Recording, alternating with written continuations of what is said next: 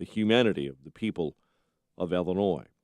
The flu is not going anywhere in the state, but it's not as strong as it was a few weeks ago. The state's latest flu update this morning shows another dip in laboratory-confirmed flu cases.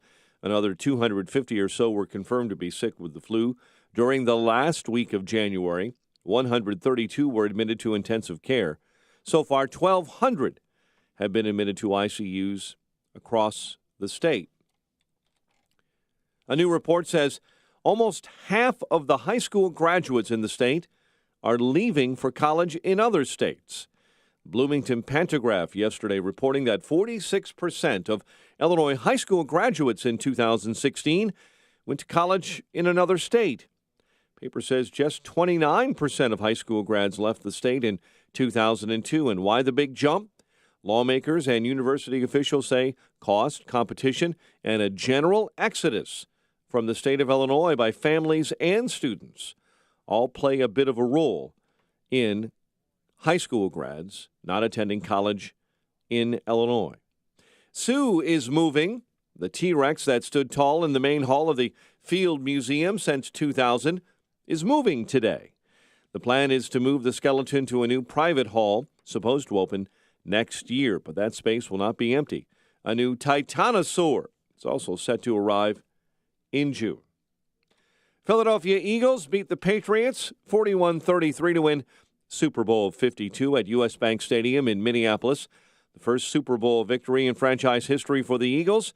Eagles kicker Jake Elliott, Lyons Township High School grad from LaGrange, kicked 3 field goals in the Super Bowl win. Good news for Bears fans out of the Super Bowl. Linebacker Brian Urlacher, a member now of the 2018 Pro Football Hall of Fame class, announced over the weekend. Illinois spent the first part of Super Bowl Sunday on the hard court, fighting Illini, losing to number 18 Ohio State 75-67. Elsewhere around college hoops over the weekend, Butler beat DePaul 80-57.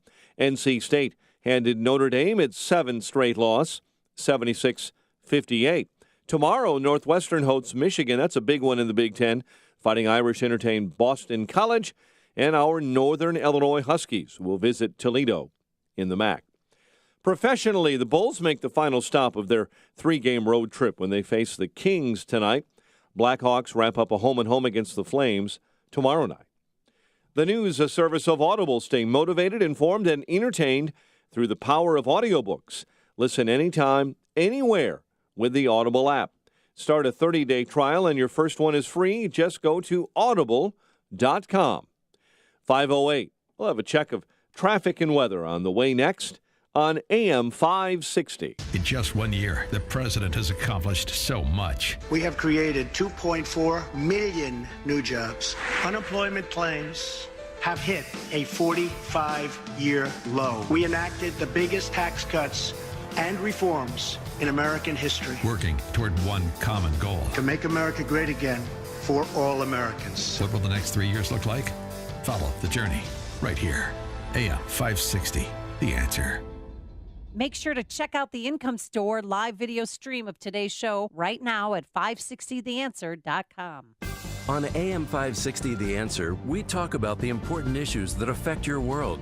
Things like the economy, education, and foreign policy. There's always so much going on in the news that we don't always have the time to focus in and talk about the big ideas behind the important issues. Enter Upstream Ideas online at upstream-ideas.com. Upstream Ideas, in partnership with the Illinois Opportunity Project, provides the kind of information that informs the policy discussions happening here on AM 560. At Upstream Ideas, you'll broaden the debate, move beyond partisan assumptions, and challenge accepted beliefs. Upstream Ideas goes against the current and thinks upstream. Go online now at upstream-ideas.com.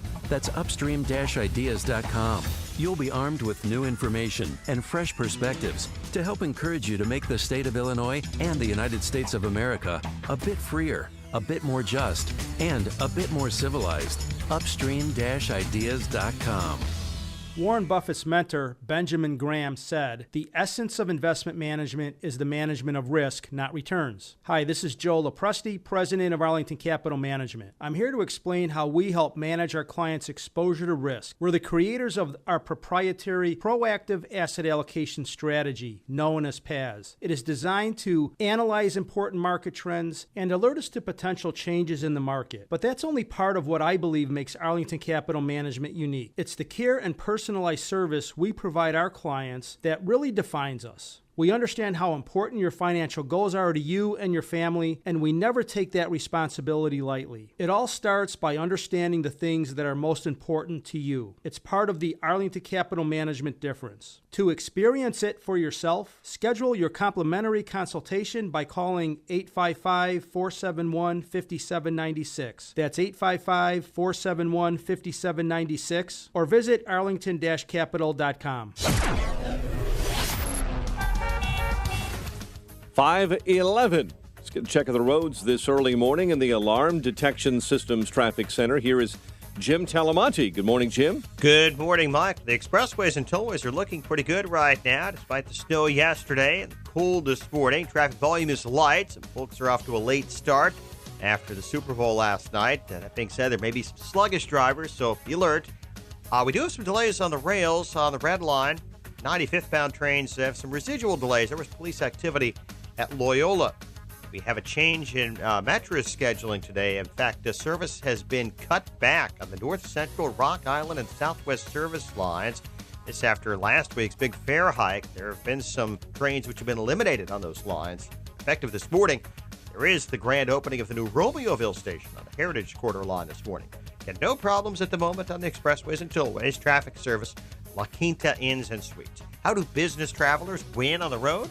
Staying at La Quinta Inns and Suites. Relax with contemporary lobby makeovers and stylish room designs. Prepare to win at business. Book now at lq.com. Traffic answers when you need them most. I'm Jim Talamonte on AM 560, The Answer. Chicago's Morning Answer starts next. Your official Chicagoland weather forecast comes from meteorologist Kevin Snyder. Winter weather advisory in effect from noon until midnight tonight. Bitterly cold with clouds thickening today, 1 to 3 inches of snow. Late in the afternoon, high 18. Periods of evening snow accumulating 1 to 3 inches. Storm total amount 2 to 4, low 5. I'm Kevin Snyder on AM 560, The Answer. 2 below at O'Hare, 1 below along Chicago's lakefront, 6 below to start your morning. Maybe your car in Aurora. Your next news update is at 5:30. Continuous news coverage at 560theanswer.com. Chicago's Morning Answer with Dan and Amy starts now on AM 560, The Answer. This hourly segment is brought to you by Fox River Periodontics, Chicagoland specialist with dental implants. To get your smile back, visit implantsforme.com. This is Chicago's Morning Answer with Dan Proft and Amy Jacobson on AM 560, The Answer.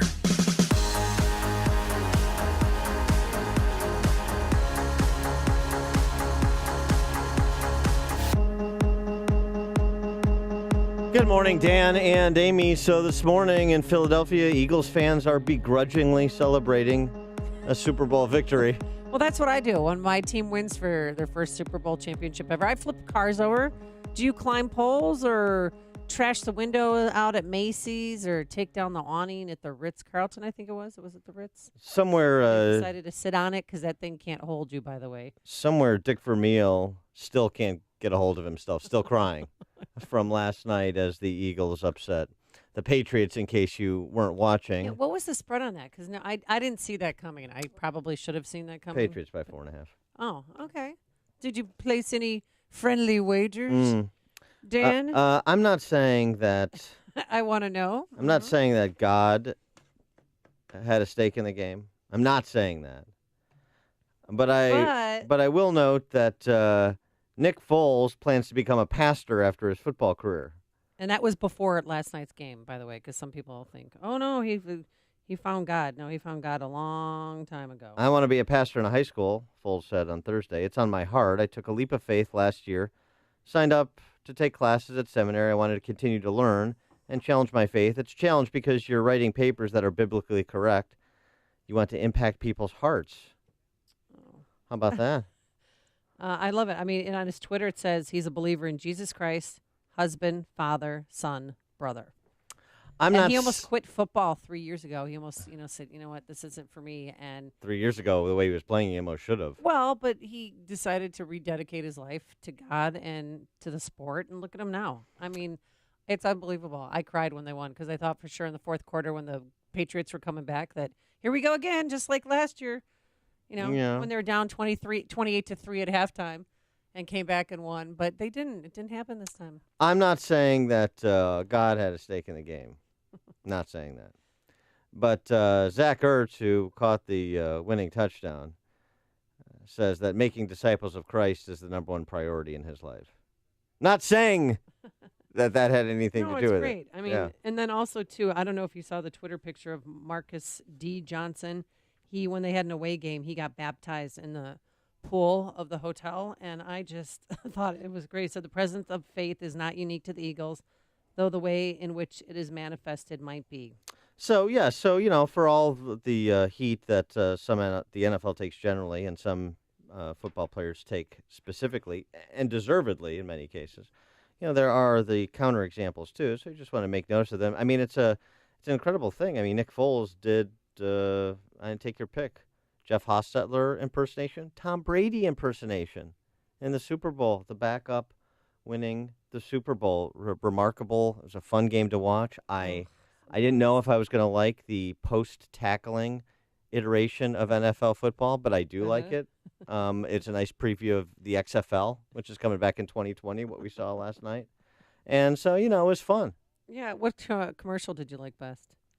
Well, maybe I'm a little... They weren't risque because of the Me Too movement. Maybe I'm a little partial, and again, this was only in the Chicago DMA, but I like the Jeannie Ives Super Bowl commercial the best. I don't know but I could be partial. Which ad did they run? The ad that everyone's talking about? No, they ran the "Thank You, Governor Ronner" ad, which we'll get to that later. They ran the introductory ad. Oh, about her, being a West Point grad and her family and so forth. Couple ads that are up. And Mike, feel free to jump in. My favorite was the ad, and I have no idea what they were selling, but it was with Eli Manning. Eli and Odell Beckham. Right, yeah. and Odell Beckham. They were selling the NFL. Oh, yeah. That's what they were selling. I thought it was great. I said, do the lift.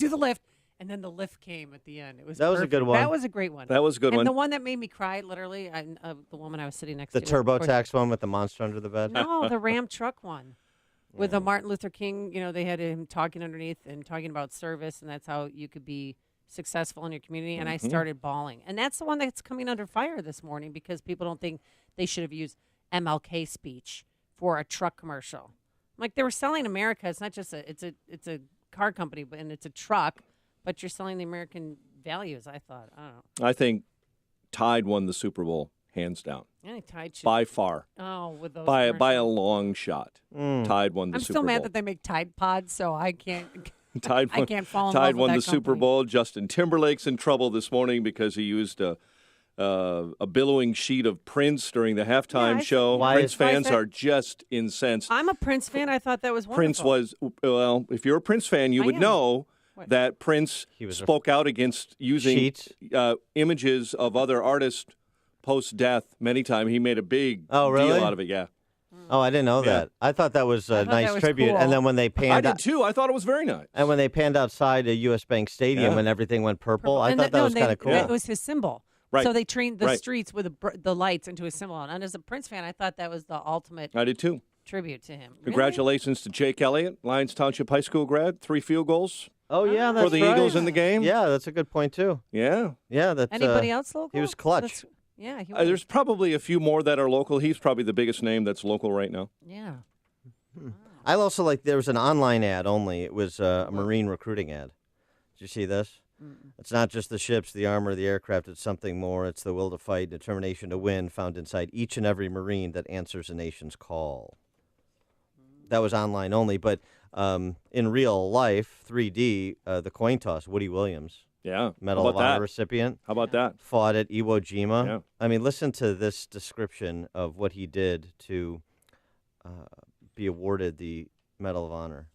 Covered only by 4 riflemen, he fought desperately for 4 hours under terrific enemy small arms fire and repeatedly returned to his own lines to prepare demolition charges. and obtained several flamethrowers, struggling back frequently to hear the rear of hostile emplacements to wipe out one position after another. On one occasion, he daringly mounted a pillbox to insert the nozzle of his flamethrower through the air vent, killing the occupants and silencing the gun. On another, he grimly charged enemy riflemen who attempted to stop him with bayonets and destroyed them with a burst of flame from his weapon. Can you imagine? Wow.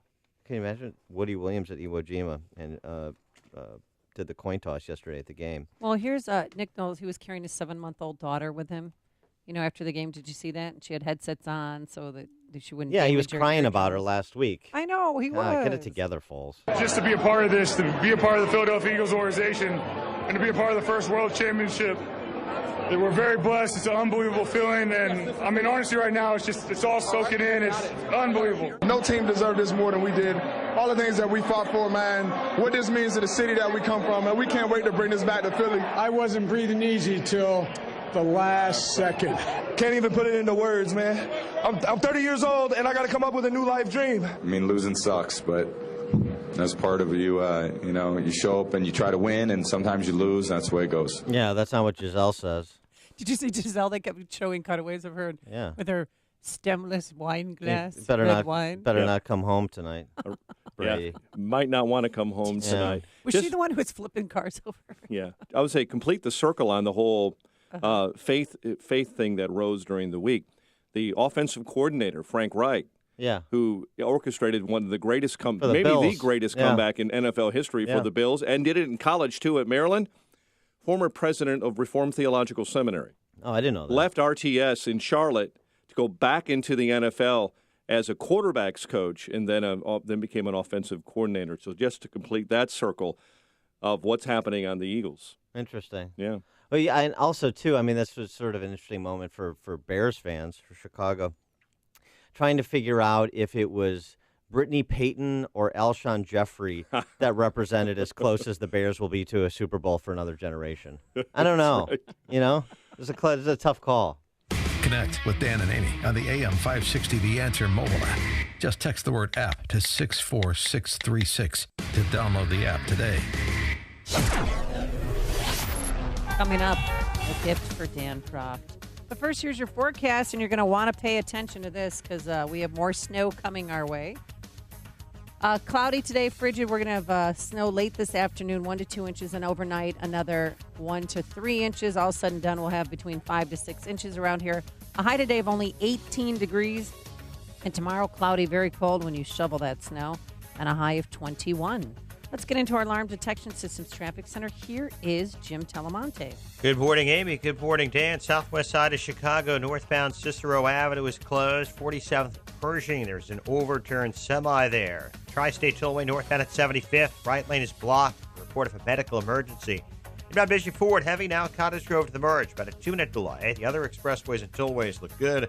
Metro opens the new Romeoville station on the Heritage Corridor this morning. First train scheduled to leave there at 5:54. I'm Jim Talamonte in the Alarm Detection Systems Traffic Center. You wanted to be a teacher when you were little, but as you grew up, things changed. Teaching just didn't seem like the best option anymore, so you decided to become something else. But what would your 12-year-old self say? Interesting and innovative things are happening in teaching today, so it's time to put it back on your list. Don't try to convince yourself otherwise. You had it right the first time. Find out how you can make more at teach.org. Make more.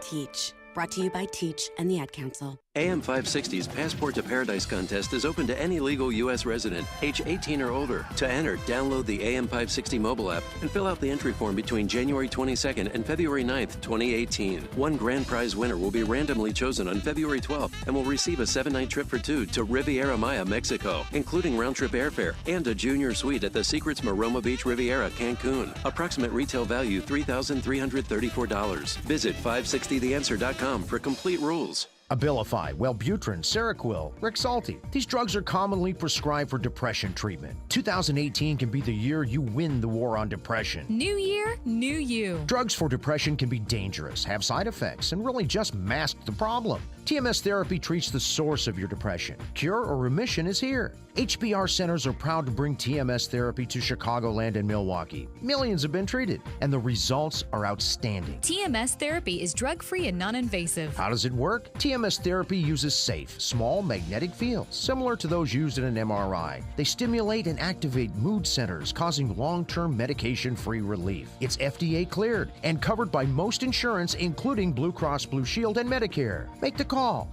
Ask questions. Bring an end to your depression. HPR centers in Chicagoland and Milwaukee. 800-604-0208. 800-604-0208. HPR centers. Go to endmydepression.com. Hi, this is Frank Salerno, estate planning attorney and frequent guest on the Alpha Wealth Hour. If you think about the real priorities in your life, the stuff that really matters, it's your family, right?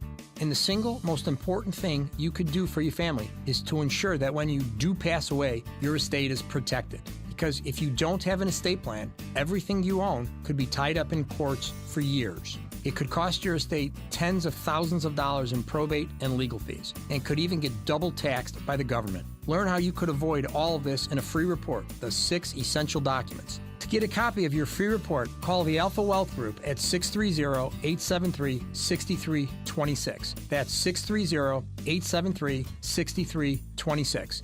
It's not for you, it's for your family. Call 630-873-6326 or visit alphawealthgroup.com. That's alphawealthgroup.com. Investment advisory services offered through Retirement Wealth Advisors, Inc. Shoot Point Blank is Chicago's leading shooting range and firearms store. Featuring 20 climate-controlled shooting lanes, complete retail store, and firearm education classes for all experience levels. Whether you're a new or expert shooter, now you can experience the Shoot Point Blank difference and see for yourself why so many people are talking about Shoot Point Blank. I can tell you, I was impressed as soon as I walked through the door. The employees were really helpful, very patient, and knowledgeable, too. My wife and I had a wonderful experience. We felt very comfortable and informed. Brett was very friendly and respectful, and he answered all my questions. Because I'm new to pistols, I'm grateful he was patient and helped me decide what to buy for my new firearm. For a huge selection of new and used firearms, ammo, and state-of-the-art indoor shooting range, visit them in Hodgkins, Mokina, Naperville, or Merrillville. Or check out shootpointblank.com. Experience the difference. Shoot Point Blank. AM 560, The Answer. You didn't like JT, as the kids call him, for the halftime show? I mean, other than the Prince thing. I don't know what it was. It was fine. I've been to a JT concert, and it was kind of... Sure, of course. I don't know. It wasn't... Were you hoping for an NSYNC reunion? Is that it? You were just disappointed? You know what? I kept waiting for them to pop. Yeah. I knew early on that Janet Jackson wasn't going to come out, that she, poo-pooed that on social media saying, it's not going to happen. But I don't know what it was. Maybe it's his outfit. He just blended in with his backup singers. You know what I mean? He didn't stand out. And I don't know if it's because of what he was wearing or, he's a very talented guy. But it started out, he was in a bar. And I'm like, where is he? And he was underneath the stadium. Then he came up. But I saw Prince in concert because I was at the Super Bowl in 2007. And now that was a show. But I am biased because I love Prince. And it was pouring out, and it didn't matter. He put a little do-rag in his hair, and he kept singing and dancing. He was a showman. Like, there's not a lot of performers like that left. Well, Justin Timberlake, he can dance, but he's not really... it's not like he's Marvin Gaye. He can't really sing. He's a dancer, performer. He's not really a singer. And so it's just, in that kind of massive venue, I think it just kind of gets... It gets lost. It sucked in. It gets in. lost a little bit. I thought it was cute at the end. He went in the stands. I thought it was cute when he tried to play the piano and pretended to. No. He's a talented musician. Of course. He's, And then he went in the stands and took a selfie with that 13-year-old kid who's now a superstar. Yeah. He is. I can't remember his name. But anyway, I have a gift for you. Oh, this is so you're disgusting. This is not this is what I do for friends. I pass. What is it? Well, so what's in the box? Exactly. What's in the box? What's in the tinfoil? What's in the tinfoil? Well, tell me what's in the tinfoil. I was off Thursday and Friday. Oh, yes. And at our Taste of Freedom event, had a kidney stone. That's why I stopped and got sick and was out of my mind. Shocking. I announced to everybody, I'm sure you'll appreciate this, on Friday that you had a kidney stone and that you had passed the kidney stone. Well, I'm passing it to you. That is so disgusting. No, it's not. I got a fishnet out, my small fishnet, because the doctor wants you to, once you pass it, because What is wrong with you? When you pass it, you'll know. So You're like a sociopath. Do you want Mike Scott's appendix? You're trying to give me a kidney stone? What is wrong with you? Save the ashes of your cat. Do you want it? When my toenail fell off, I mailed it to Channel 7 at John Garcia because he stepped on me during Poor a basketball. John. During a basketball game, he called me and said, "That is the most disgusting thing I've ever received in the mail." But it was a pedicure. I don't feel safe in the studio anymore. I'm gonna have to work this out. I'll give my kidney stone to somebody else. Yeah, boy, that'll show me good. Let Peyton and Eli keep it. All right, coming up, we're going to talk about a little controversy in the Republican primary for governor over the weekend. We'll talk about the Jeannie Ives ads at 5:38. But first, let's go to the newsroom. Here's Mike Scott. Eagles batting down a Tom Brady Hail Mary attempt that really didn't have a chance. He tried to attempt to win out over the New England Patriots, but the Eagles did so. 41-33 at Super Bowl 52 at U.S. Bank Stadium. Eagles defensive end Chris Long says it was a wild end to a wild year. It was like a heart attack. I mean, it was bad for all of our health, collectively as a team. But I'll never forget that. None of us will ever forget that as long as we live. I mean, that's special. You make history tonight as a team. First Super Bowl victory in Eagles franchise history. Numerous celebrities, a slew of 2018 Winter Olympic ads, and the inclusion of a Martin Luther King Jr. speech all featured in the advertisements. The Old Spice guy popped up in an ad, but it was an ad for Tide. Is your man the kind of man who would climb the height? I'm in a Tide ad. Nice pants. Get off my horse. And this morning, apparently Bud Light owes Philadelphia a beer. Beer maker agreeing to cover Eagles tackle Lane Johnson's promise of beer for everyone if the Eagles won the Super Bowl. You know, Johnson made that promise last August. Every Eagles fan today, 21 or older, can down a free beer at bars along the team's victory parade route through Philly. Turning to other news this morning, Congressman Trey Gowdy says the previously classified memo alleging abuse of government surveillance power by the Justice Department does not impact the current Russia investigation. The dossier has nothing to do with the meeting at Trump Tower. The dossier has nothing to do with an email sent by Cambridge Analytica. It also doesn't have anything to do with obstruction of justice. So there's going to be a Russia probe even without a dossier. South Carolina Republican on CBS's Face the Nation. Federal investigators are focusing on a misaligned track switch as they work to learn what caused a deadly train crash in South Carolina. NTSB Chairman Robert Sumwalt says the track switch routed an Amtrak train onto a track where a CSX freight train was sitting idle. It was a line for the train coming down this way to be diverted into the siding. Of course, key to this investigation is learning why that switch was lined that way. At least 2 died in that crash near Columbia, South Carolina, early yesterday evening. Secretary of State Rex Tillerson leaving oil import sanctions against Venezuela on the table. Speaking in Argentina, Tillerson says the Trump administration is considering limiting imports of oil and restricting exports of refined oil products from the U.S. to Venezuela. This morning, Indianapolis Colts linebacker Edwin Jackson is dead, hit by a drunk driver. 26-year-old was one of 2 men that were killed Sunday in Indianapolis. The driver of a truck drove onto the emergency shoulder and struck the rear of a car, and both hit Jackson and another man. More snow expected for Chicago today. National Weather Service predicting 3 to 6 inches, up to 5 inches yesterday in northwest Indiana, and that's prompting school opening delays for many high schools like Chesterton and Valparaiso this morning. 4 dead in weekend gun violence in Chicago. Chicago police are starting a new task force announced to help combat carjackings in the city. And the flu is not letting up in the state, but not quite as strong as it was a few weeks ago. Another dip in laboratory-confirmed flu cases, around 250 or so, confirmed two ICUs around the state last week. Again, the Eagles won the Super Bowl, beating the Patriots 41-33. Bears linebacker Brian Urlacher announced as a member of the 2018 Pro Football Hall of Fame class over the weekend. The news, a service of Audible. Stay motivated, informed, and entertained through the power of audiobooks. Listen anytime, anywhere with the Audible app. Start a 30-day trial, and your first one is free. Just go to audible.com.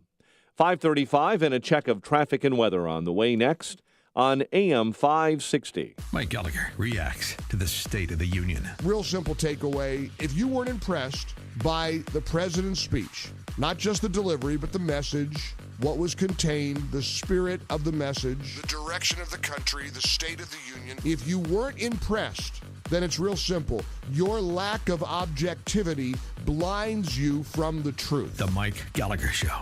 Weekdays at 9, right before Dennis Prager at 11 on AM 560. The Answer.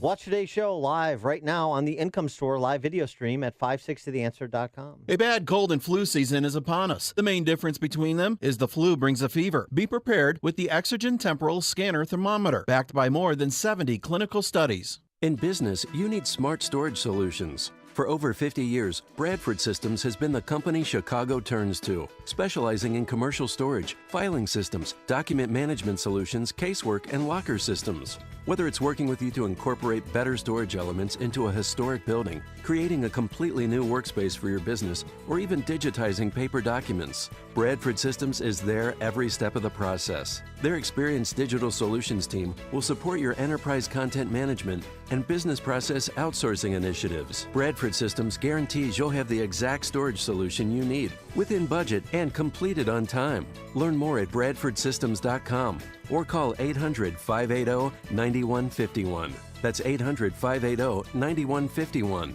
Bradford Systems is a proud supporter of AM 560 and Food for the Poor. Let Bradford Systems show you and your business smart storage solutions. Call now for a free consultation. 800-580-9151.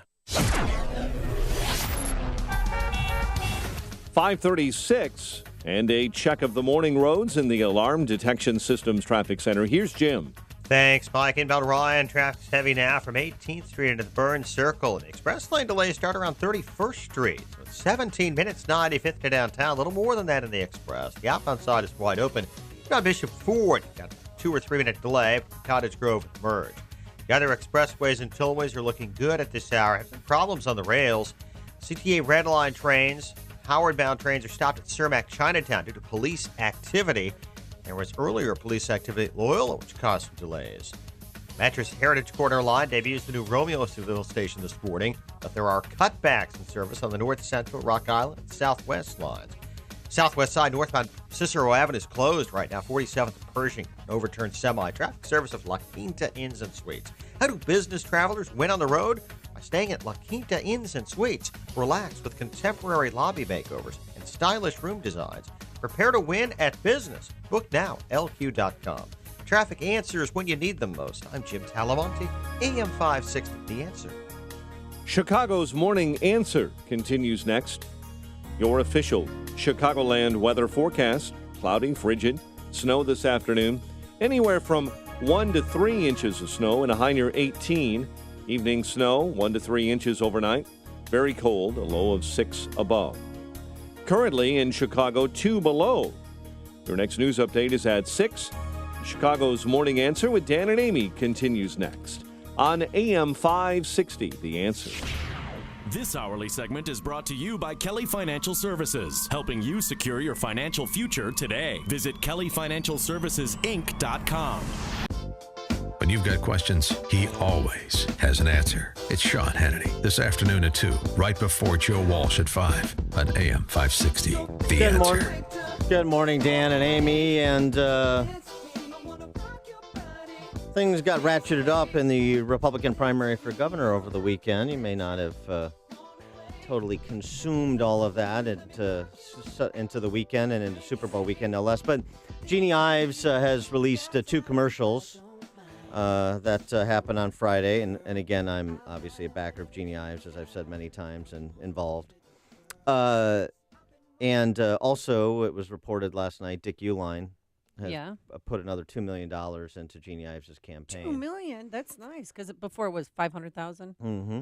All right. So, so things are picking up. We have a race taking form in Ives, but particularly now this coming after her well-received performance before the Tribune editorial board, and then she speaks at the City Club this afternoon at lunch. Here was the ad that ran during the Super Bowl. I grew up in a farming community in South Dakota. I was raised to speak plainly, work hard for what you want, and respect others who do the same. My name is Jeannie Ives. I'm running against Bruce Rauner for the Republican nomination for governor because Rauner deserted the conservative families, like mine, who elected him. I will not lie, cheat, or steal, or tolerate others who do. There must be a reckoning for Rauner's betrayal. Join me and get the revolution you were promised. Revolution you were promised. No, that's kind of skipped us at the end there, but, Yeah, but didn't in the commercial. That is an effective commercial. All right. That is dignified. That is classy, just like Jeannie Ives.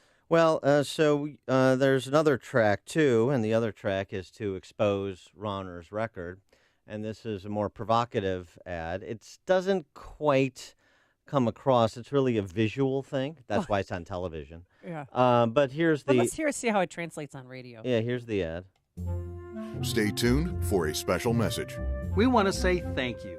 Thank you, Bruce Rauner. Thank you for signing legislation that lets me use the girls' bathroom. Thank you for making all Illinois families pay for my abortions. Thank you, Bruce Rauner, for opposing law enforcement and making Illinois a sanctuary state for illegal immigrant criminals. Thank you, Bruce Rauner, for the taxpayer bailout of Exelon, with the largest electricity rate hike in U.S. history. Thank you for making the rest of Illinois bail out Chicago teacher pensions, and for giving Rahm everything he wanted, and more.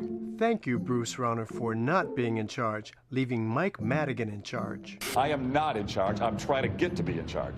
Thank you for being the worst Republican governor in the country. Rauner caved on all 44 points he promised in the campaign.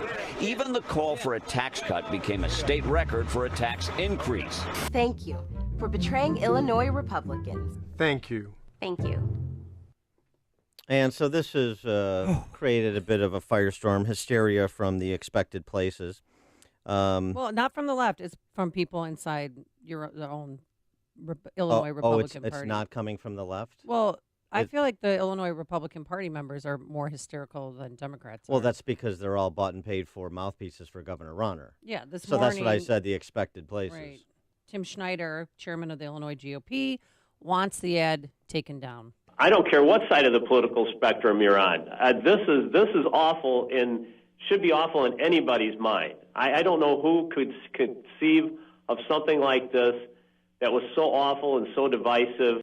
312-642-5600 is our turnkey.pro answer line. 64636, type in DA.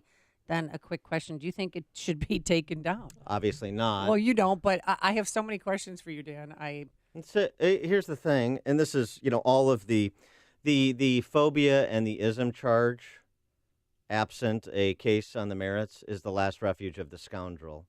And unfortunately, in the Republican Party, the Rauner Republican Party, because it's not the Illinois Republican Party that people you're hearing from. You're hearing from Rauner and his running mates and his bought and paid for county chairman and other surrender Republicans who run at the first sign of having to stand up and defend the party's platform, frankly. So here's the thing. The issues that were tackled and illustrated, they are accurate. They are truthful. Interestingly, nobody criticizing the ad is defending the truth of it. They might not like the tone or sensibility, but nobody is criticizing or suggesting it's not true because the bill numbers are cited. And let me just tell you something. House Bill 40, 0 of 73 legislative Republicans voted for it. Rauner signed it. HB 1785, the trans birth certificate bathroom bill. 6 of 73 legislative Republicans voted for it. Rauner signed it. 6 of 73? 6 of 73. Sanctuary state. SB 31. 6 of 73 Republicans voted for it. Rauner signed it. Senate Bill 2814, Exelon bailout. No, you're right. 27 of 73 Republican legislators voted for it. Rauner signed it. No one's pushing back at about the facts of the commercial, but I mean, you have no idea. I fell off my couch Friday when I was watching Marian Ahern at 6:02 p.m.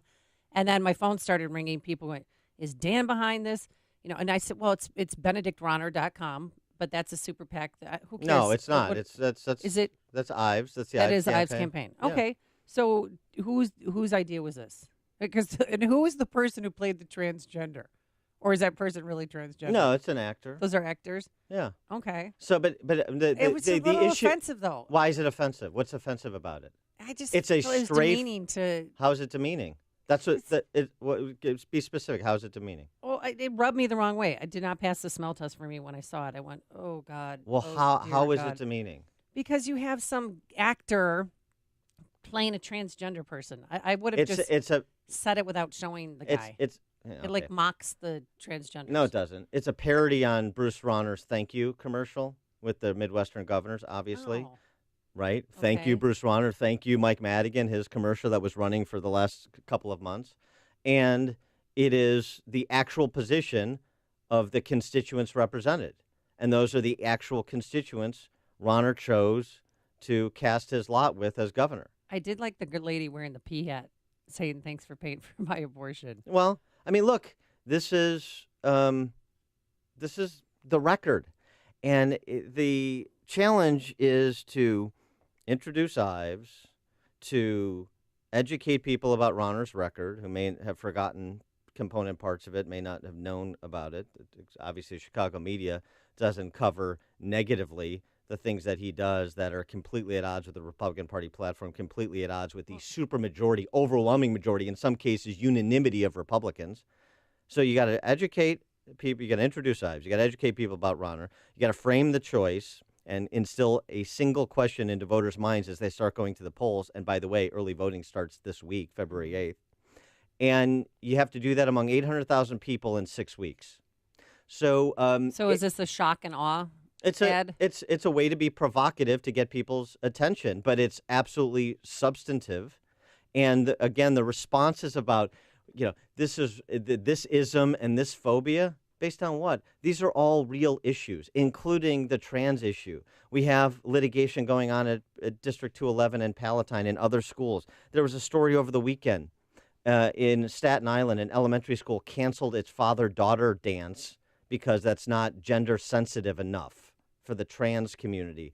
You had a Wisconsin case last month, $800,000 settlement to a transgender person who wanted to sleep over and use the same facilities with boys. Mm-hmm. So these are real issues that parents are dealing with. And I got to tell you, you can, the hysterical surrender Republicans and, paid for Rauner mouthpieces, along with, of course, the left, the identity politic obsessed left, the social justice warriors in both parties.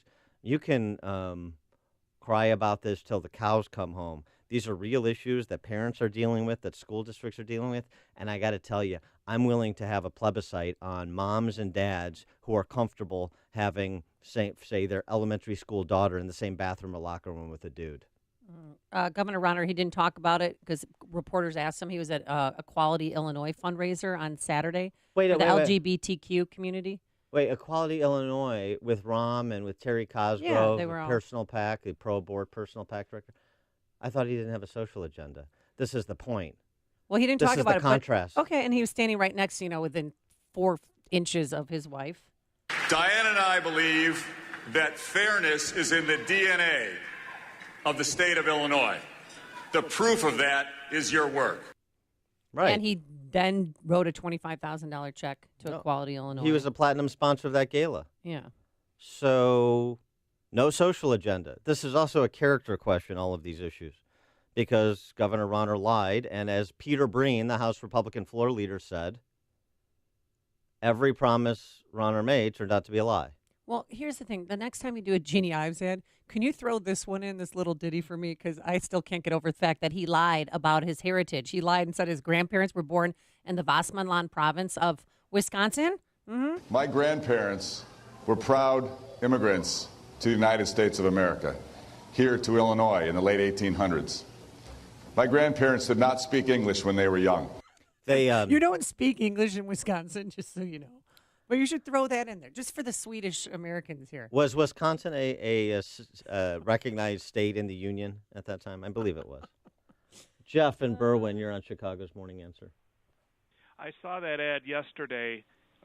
Greetings to y'all. I saw the ad yesterday, and I thought it was fairly humorous because it was factual. And the phony outrage this Republican chairman of the state wages. People seem to forget last October, the Democrats' candidate for governor of Virginia ran this phony, lying ad about these minority children being hunted down by some guy in a pickup truck with a Confederate flag on the back. Yeah. And they still elected the guy. You know, the Republicans are going to have to start to take the gloves off here, okay? There's no reasoning with these leftist, progressive SJWs. And unless you fight back and fight on their methods, you're going to get crushed. Thanks for the call, Jeff. Look, I agree. I mean, it's been the case in the Republican Party for a long time. You either have cake eaters or you have enemies inside the perimeter that are conspiring with the other side to protect themselves. And you know what that produces? It produces a super minority party and the worst governed state in the history of America. That's what that produces. But these Republicans are more worried about Rauner's checkbook and their own sinecures than they are about standing for the truth, about doing anything important, much less ever being a majority party with a governing agenda. And that's what this ad and the reactions from the different quarters have exposed, in my opinion. You're listening to Chicago's Morning Answer with Dan Proft and Amy Jacobson on AM 560.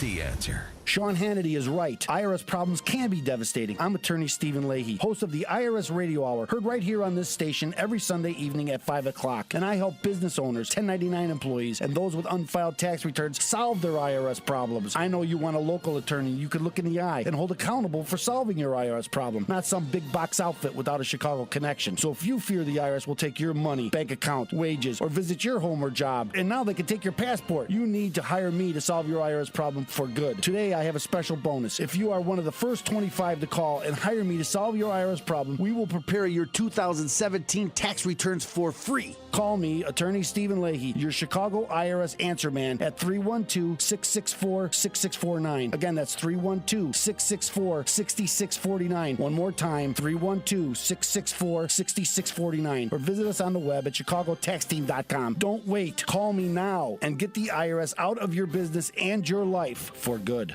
This is Dan Proft with 60 Seconds of Sanity for Upstream-Ideas.com. The left is so accomplished in sensationalizing and rewriting history because they so doggedly sensationalize and rewrite the present. The Nunez memo is one of the better case studies in recent memory. We have sanctimonious gasbag Jim Comey complaining about weasels and liars, translation, House Republicans, for fulfilling their oversight responsibilities of the FBI, reminding us that there aren't a lot of schools or streets named after Joe McCarthy. That's something Comey will have in common with McCarthy. We have John Heilman, one of MSNBC's Russian collusion bots, suggesting that Paul Ryan is a Russian agent. Because Paul Ryan agrees that the Nunez memo should be released, you see, that puts Ryan on Team Nunez, which puts him on Team Trump, which puts him on Team Russia, which puts John Heilman in a 1959 Richard Condon novel because he's living in a fictional world. We have a DC press corps from a bygone era presently being feted on the silver screen for unearthing government secrets, while their descendants decry the notion of being handed a tidy summary of the same. We have Beltway big government guerrillas who will say and do, or not say and not do, whatever is required to achieve their singular end, the end of Trump.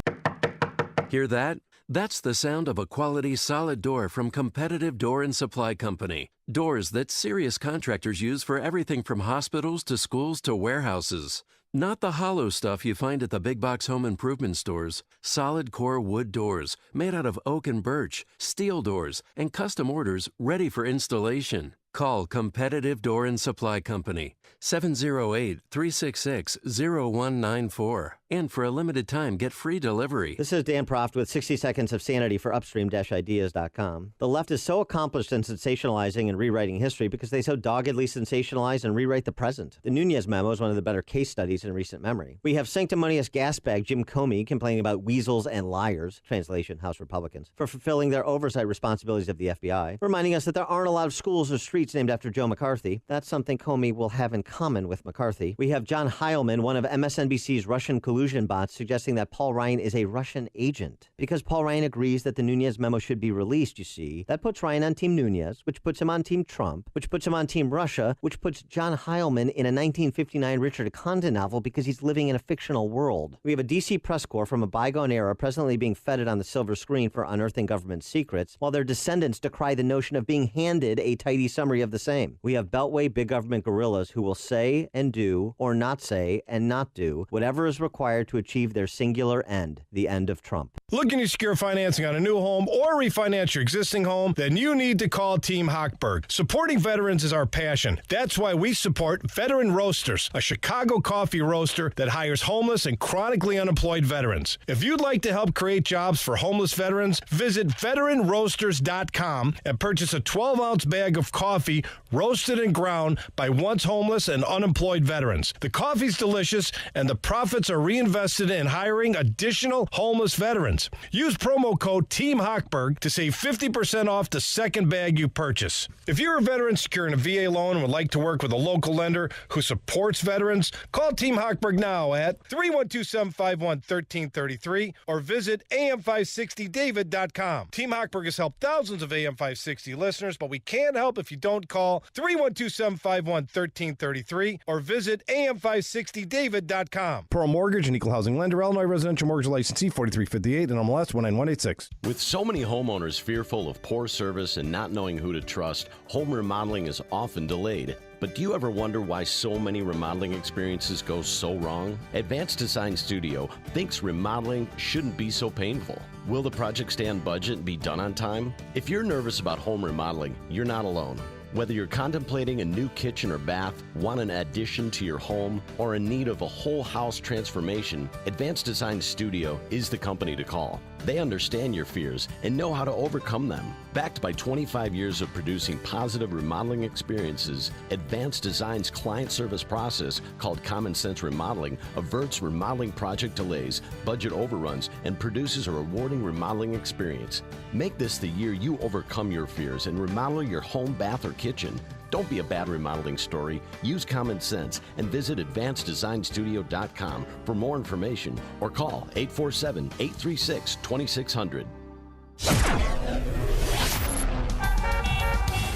5:57. Let's get an update on the roads in the Alarm Detection Systems Traffic Center. Here is Jim Talamonte. Thanks, Mike. Eastbound Adams Tollway, I-90. Stop-and-go traffic from Beverly Road to 59, where there's a crash blocking two left lanes. Traffic's a little heavy then approaching the River Road toll. The Kennedy, inbound, again, just a little congestion around that toll, but outbound it's slow. Austin to Sayre, 23 minutes downtown to O'Hare, and on westbound 190. Stop and go from the Kennedy to the Tri-State. The Edens is all clear. Von Eisenhower tight from 25th to Austin, 31 minutes, 390 to downtown. Outbound fine at 29. Mount Stevenson, 36 minutes, 355 to Lakeshore Drive. Ryan is 18 minutes, 95 to downtown. Bishop Ford, 17 minutes, 8094 to the Verge. Other expressways and tollways are good. Traffic is the service of Lowe's. Pro customers at Lowe's save 5% every day when you use your Lowe's Business Credit Account. That's 5% on all purchases in-store or online. Subject to credit approval, U.S. only.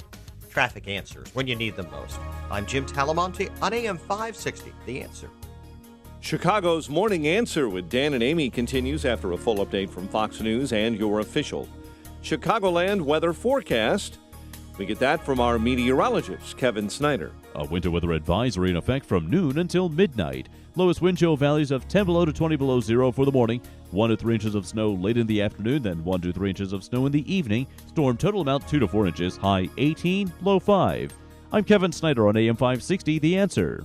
Currently 2 below at O'Hare, 1 below along Chicago's lakefront, 1 below Midway, -6 this morning in Aurora. The news, a service of Audible.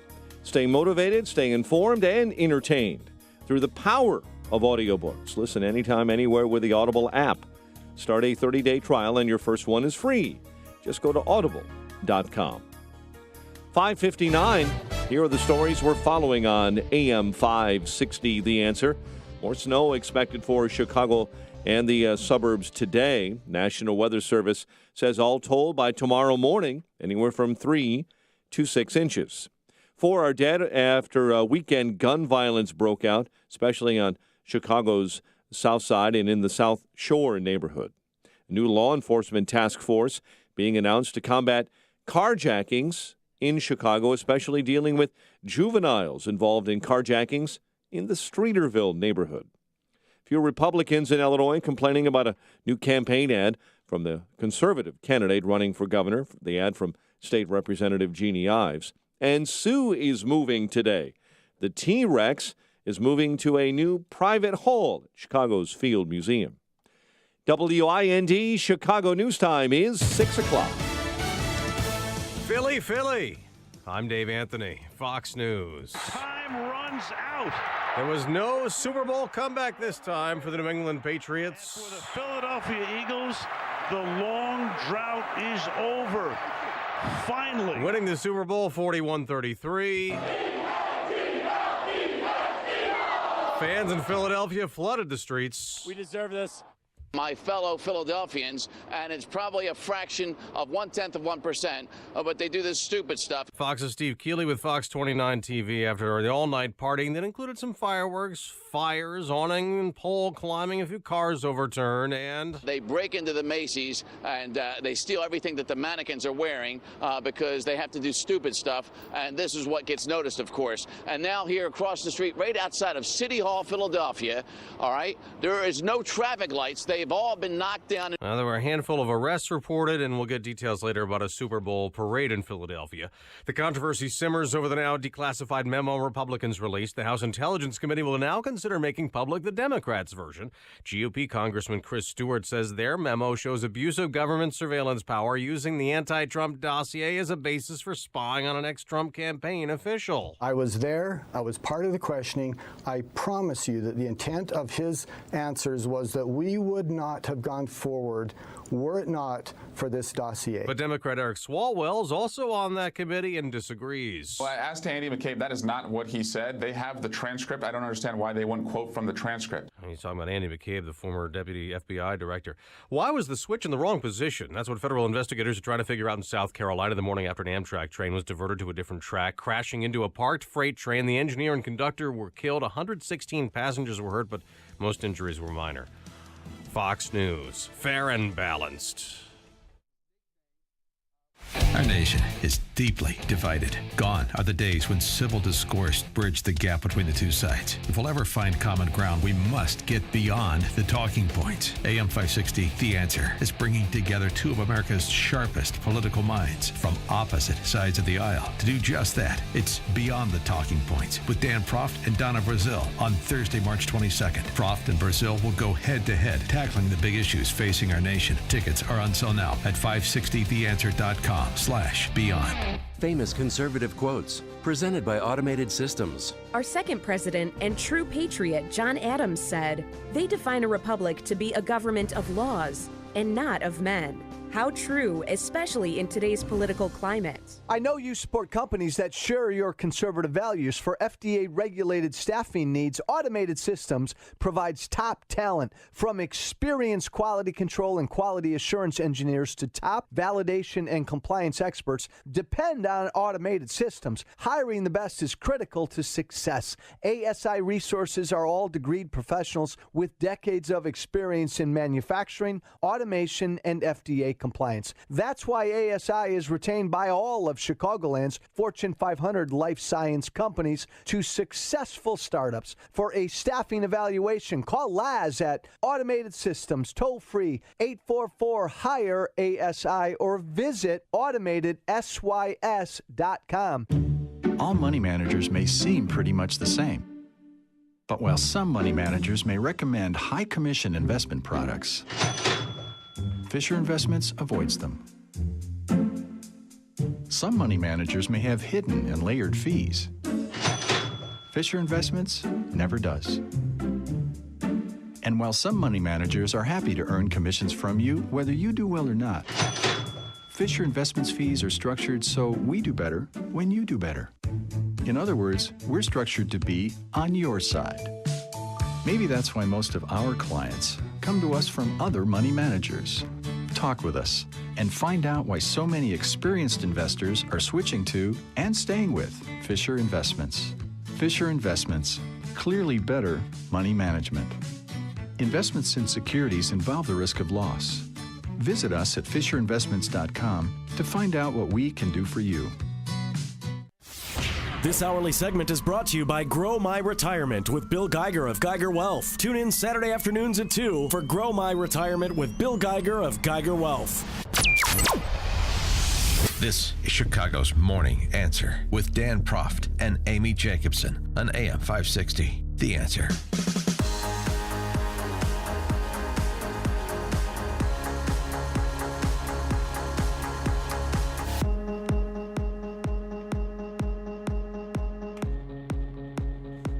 Good morning, Dan and Amy. The question, did the contents of the Nunes memo vindicate both House Intel Committee Chairman Devin Nunes and his colleagues in the Republican Party, at least on that committee, as well as President of the United States? 312-642-5600, turnkey.pro answer line, 64636DA, turnkey.pro text line.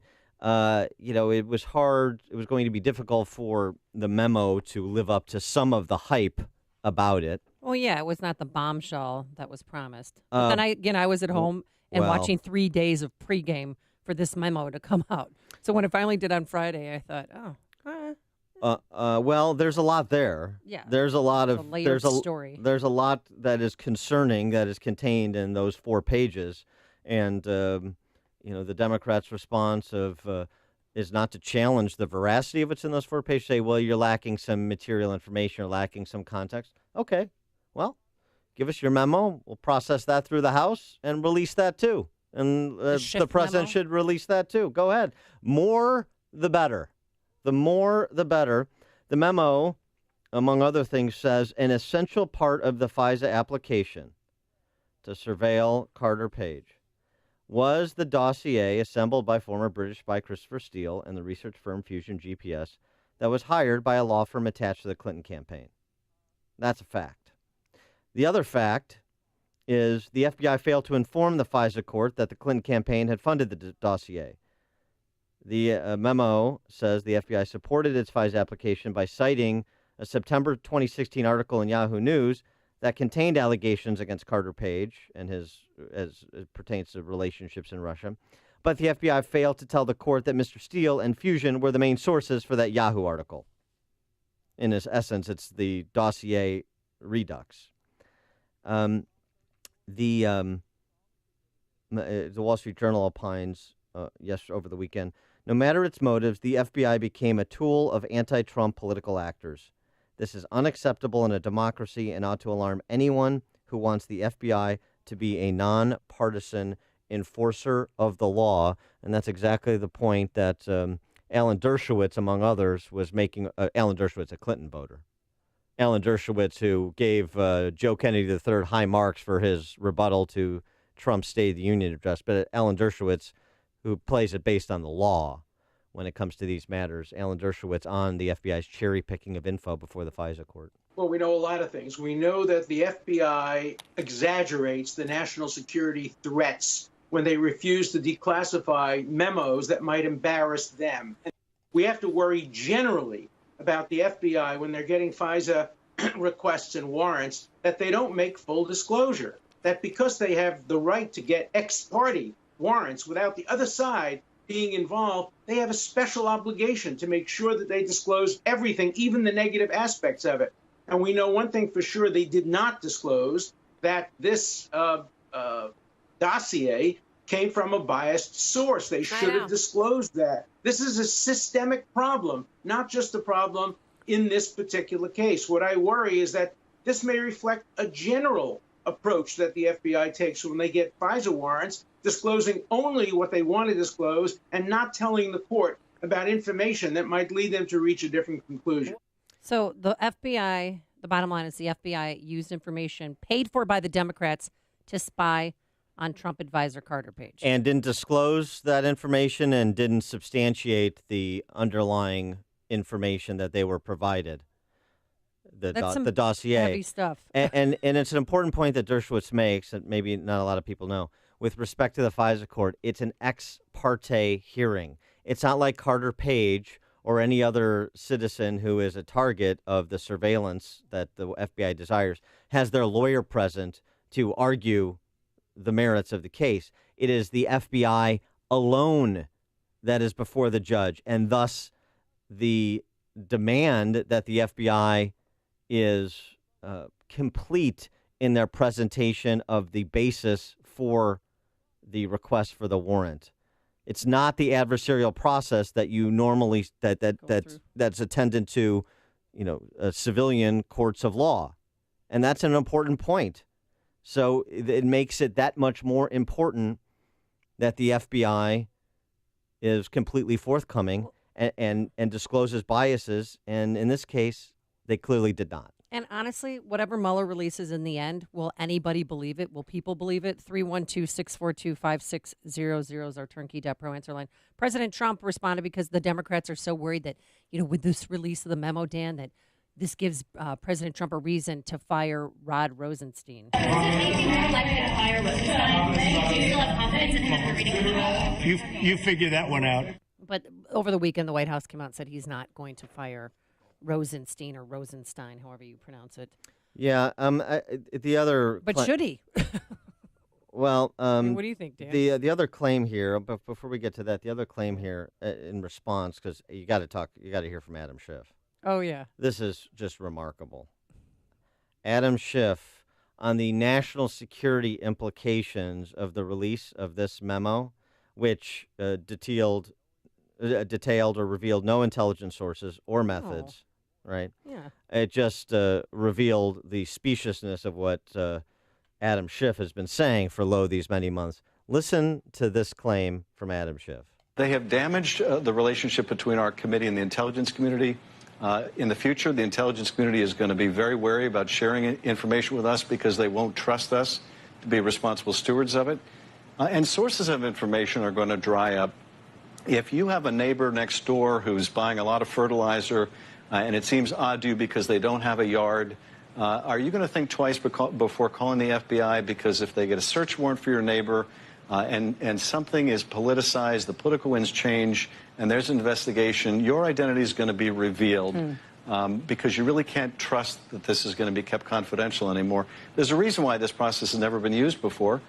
But even so, the process presumed that the President of the United States, who has a veto over this, would be a responsible person who would have the interests of the nation at heart. And, of course, that's not what we have here. I mean, you understand what he just said. He said that because of this, we may not prevent the next Oklahoma City bombing. That's what he said. I mean, the shamelessness of these guys is just, this guy in particular, Adam Schiff, is remarkable. Remarkable. You're not going to come forward and tell the FBI anything because you're afraid your identity is going to be disclosed. Speaking of identities being disclosed, Rudolph Contreras was the FISA judge who issued the warrant, an Obama appointee. We'll get to that piece of it. Jim in Tampa, you're on Chicago's Morning Answer. Good morning, and thanks for taking the call. I'd like to know, if this isn't a bombshell, I'd really like to know what is. I mean, this is unbelievable. And to move off the fundamental trust that we assume is in place about these institutions and the way they interact with each other, I mean, I think we always kind of wonder about things that may go on behind the scenes, but this is unbelievable to me. And that's my comment this morning. Thanks. Thanks for the call, Jim. And Trey Gowdy responded to Adam Schiff's end of the world. We're not going to be able to prevent the next Oklahoma City bombing because of this argument. Well, the FBI was gravely concerned that there was information missing from this memo, that it actually was dangerous in setting a precedent in terms of disclosing classified information, and it could actually hurt future intelligence efforts. How do you respond to that? And to Chris Wray? Difficult facts make for really bad precedent. I hope this is a one-off. I hope it is a one-off that Congress takes this position, but I also hope it's a one-off that a FISA application contains errors and product that is funded by a political opponent. I hope that's a one-off. So that's the Steele dossier that you are pointing to there. But it's both the Steele dossier and who paid for it and whether or not it was vetted, but it's also what was not in it. This is an application to a court. So I get that Adam Schiff and others are worried about what's not in my memo. Mm-hmm. I wish that they were equally concerned about what's not in the FISA application, which is a lot of really important information about the source and his subsources, and the fact that he was hired by the DNC and the Clinton campaign, and the fact that he was biased against President Trump. That is all information that the finder of fact is entitled to. Yeah, and also from the memo, former FBI Deputy Director, or soon-to-be former FBI Deputy Director Andy McCabe, told the committee there would have been no FISA application to surveil Carter Page absent the information in the Steele dossier. Oh, okay. So it would have never happened. Well, Carter Page feels vindicated. He's not a Russian spy, and President Trump tweeted out that he feels vindicated as well. Carter Page is a complicated figure. This isn't necessarily a defense of Carter Page, but it certainly is exposes the FBI as being weaponized or politicized, and that's a major problem. And people who, no matter how much you want to end Trump, okay, you want to set this precedent where the FBI can be used as a political tool for the party in power against the party not in power, because that can change, can turn on you. Some of the kind of anti-Trump tunnel vision crowd may want to consider that. Tim in Crown Point. Yeah, I just wanted to say about the FISA warrant. He didn't just go there one time. He went there, 5 times with the same information? Yeah, to extend the surveillance. Every time. Yeah. And another thing I wanted to mention is why is nobody talking about John McCain circling this fake dossier where he fell off in the past couple months since all this has been going on? He's the one that basically spread it around, brought it to news agencies, all that. Thanks for the call, Tim. I think he's dealing with some health issues right now. Well, it's true, but probably the reason why he's not out in the public. But that's true, but it doesn't necessarily absolve him of a role in spreading misinformation, or at least unverified information. Ann in Chicago. Hi, good morning, and welcome back. And yes, you asked whether they should fire Rosenstein or not. I think so, because Rosenstein is the one who got Comey fired. Comey leaked, or somebody leaked that Kushner's sister-in-law or sister was dealing with the Chinese, gave him visas and got $40,000 or more. And right after that, Rosenstein wrote the letter to President Trump that he should fire Comey. You could check it, that's a fact, and yes, I do think he should be fired. All right, thanks for the call, Ann. Appreciate that. Here's another thing. I mean, there's the layers of this. The FBI also did not tell the FISA court, or much less congressional oversight committees, that it continued receiving information from Steele and Fusion even after it had terminated Steele. Remember, Steele was on FBI's payroll, too. The memo, the Nunes memo, says the Bureau's intermediary was Justice Department official Bruce Orr, whose wife worked for Fusion.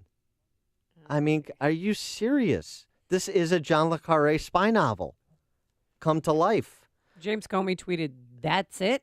Dishonest and misleading memo wrecked the White House Intel Committee, destroyed trust with the intelligence community, damaged relationship with FISA court, and inexcusably exposed classified investigation of an American citizen." Yeah. For what? For what? No. So that this powerful law enforcement agency can be held accountable, to the people, Jimmy. Remember that? I mean, he is just such a slimy political hack, Jim Comey. He's so weird. He gets slimier every tweet. Oh, this is from last night. This is the last one he tweeted. Got to dress up for a family event tonight and was proud to wear my FBI cufflinks. And he put a picture of himself on Instagram with the cufflinks. It's so weird. Oh, he's just a navel-gazing, self-regarding politician. What is he, a high school girl Instagramming selfies of himself with cufflinks on? That's embarrassing. Well, you want to hear embarrassing? How about this? How about, you think that's defiance? Yes. Did you hear former CIA counterintel official, Philip Mudd. He's a CNN contributor on national security and intelligence issues. Yeah, I've seen Phil Mudd, listen to this. Listen to Phil. We've had him on the show before. Listen to this. Which the president's talking about basically corruption at the FBI today, but we oppose the leadership. The workforce is going to look at this and say, this is an attack on our ability to conduct an investigation with integrity. There's hundreds of agents and analysts working on this investigation. It's not just Christopher Wray, the FBI director. So the FBI people, I'm going to tell you, are ticked. And they're going to be saying, I guarantee it, you think you can push us off this because you can try to intimidate the director? You better think again, Mr. President. You've been around for 13 months. We've been around since 1908. I know how this game is going to be played. We're going to win. Is that what this is? Is that what this is, Mr. Mudd? A game? Who's going to win? Or is it the enforcement of the law and fairness and equal treatment before the law and full disclosure to institutions to which the FBI is accountable, like Congress and the people of the United States? Such a bizarre statement for Philip Mudd to make. I mean, I get what he's trying to say, the idea that this will intimidate the FBI from participating with Mueller's Russian collusion investigation. I don't expect it will, and it shouldn't. And all of this that we now know is happening should be in the public arena as it is. And you want to put more in the public arena?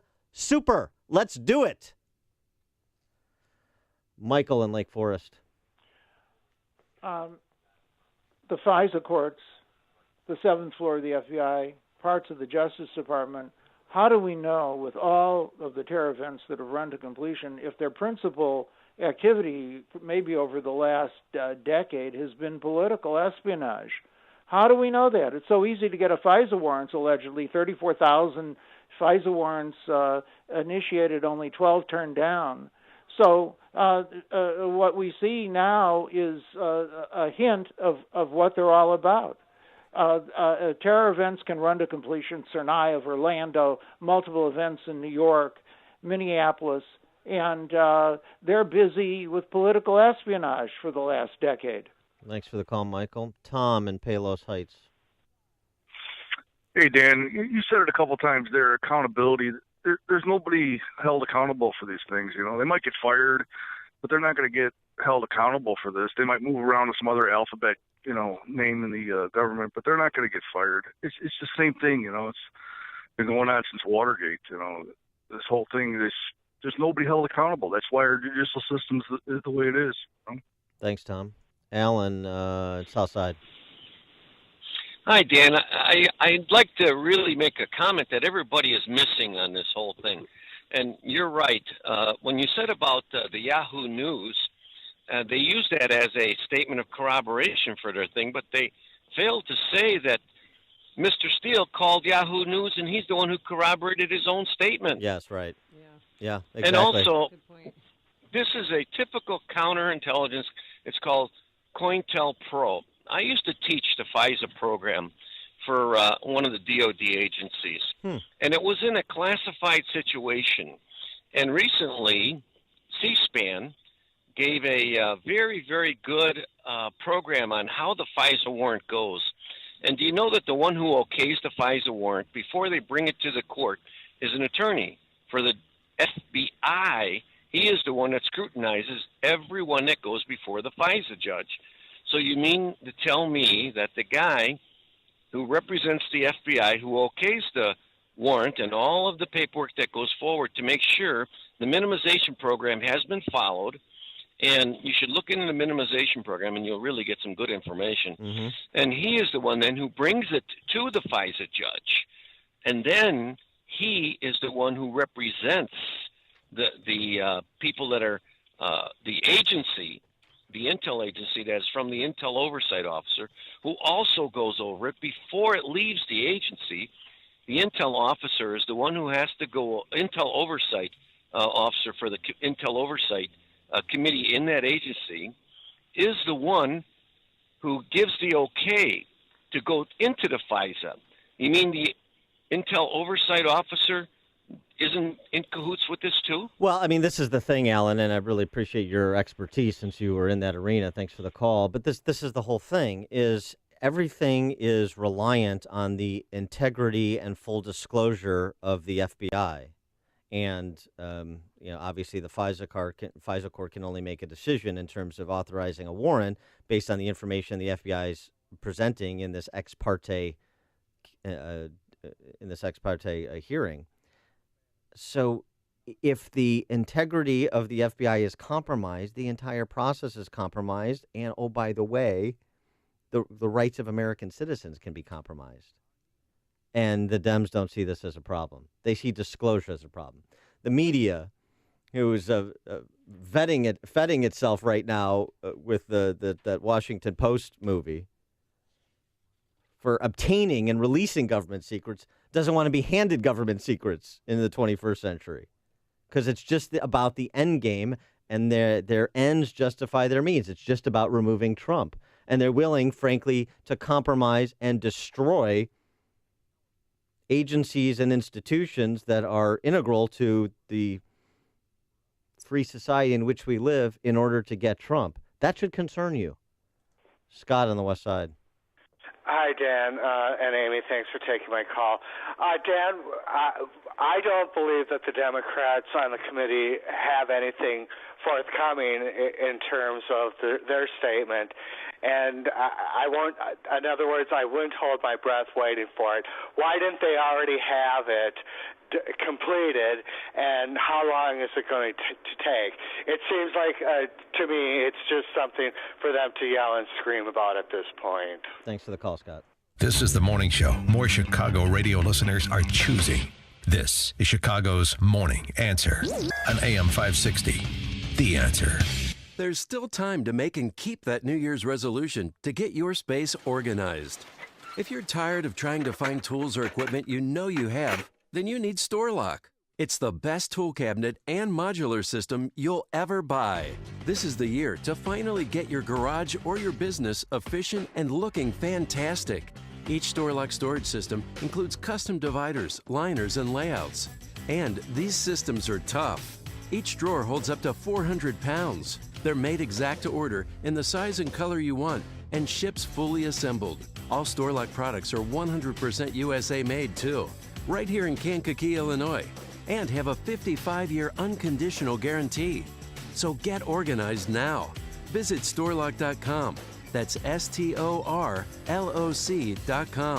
See StoreLock in person. Click the events tab on StoreLock.com to find a trade show near you. That's StoreLock.com.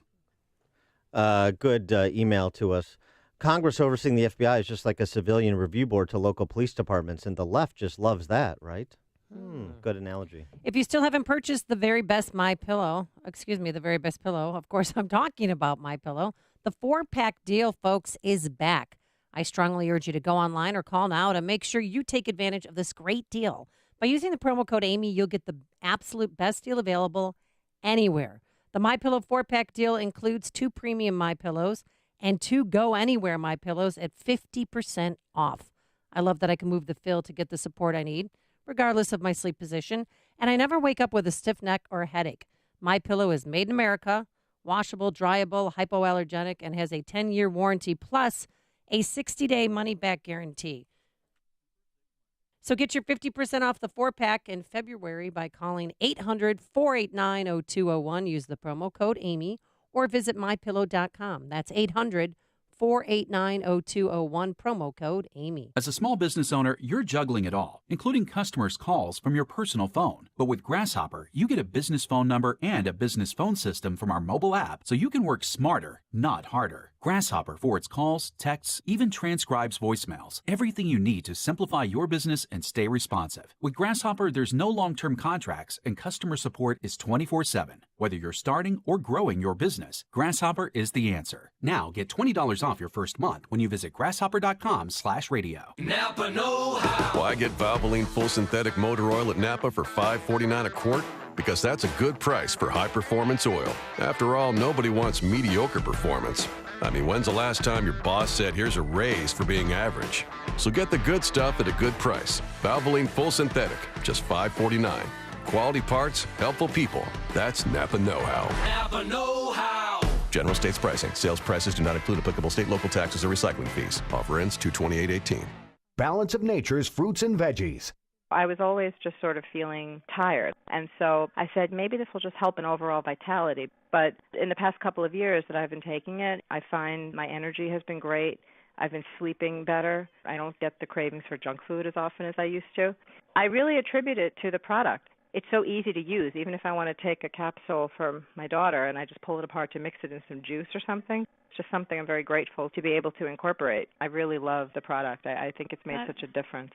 Generally feel better, generally have better energy and more stamina. Breathing is easier, walking is easier. You're not in pain anymore, all right? I could go on and on.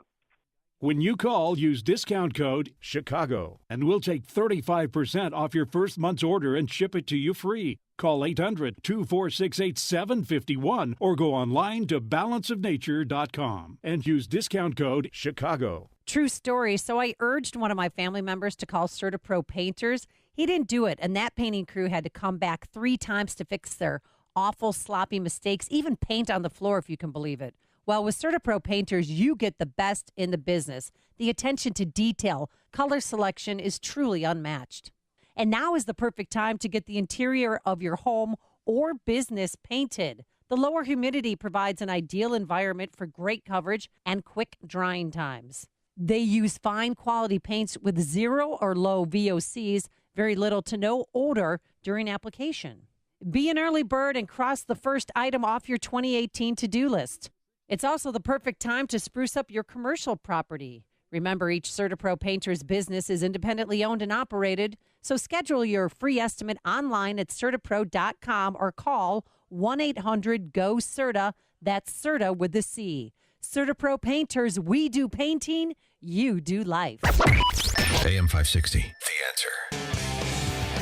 Coming up on Chicago's Morning Answer. We'll talk to culture critic Suzanne Venker about why she's happy Trump's not a feminist. And wait till you hear what happened at the Northridge Prep University of Chicago Lab School's basketball game on Friday night. And later, a father's outrage chaos in the courtroom as a father of 3 girls sexually abused by Dr. Nasser lunges at him in court. It's spectacular.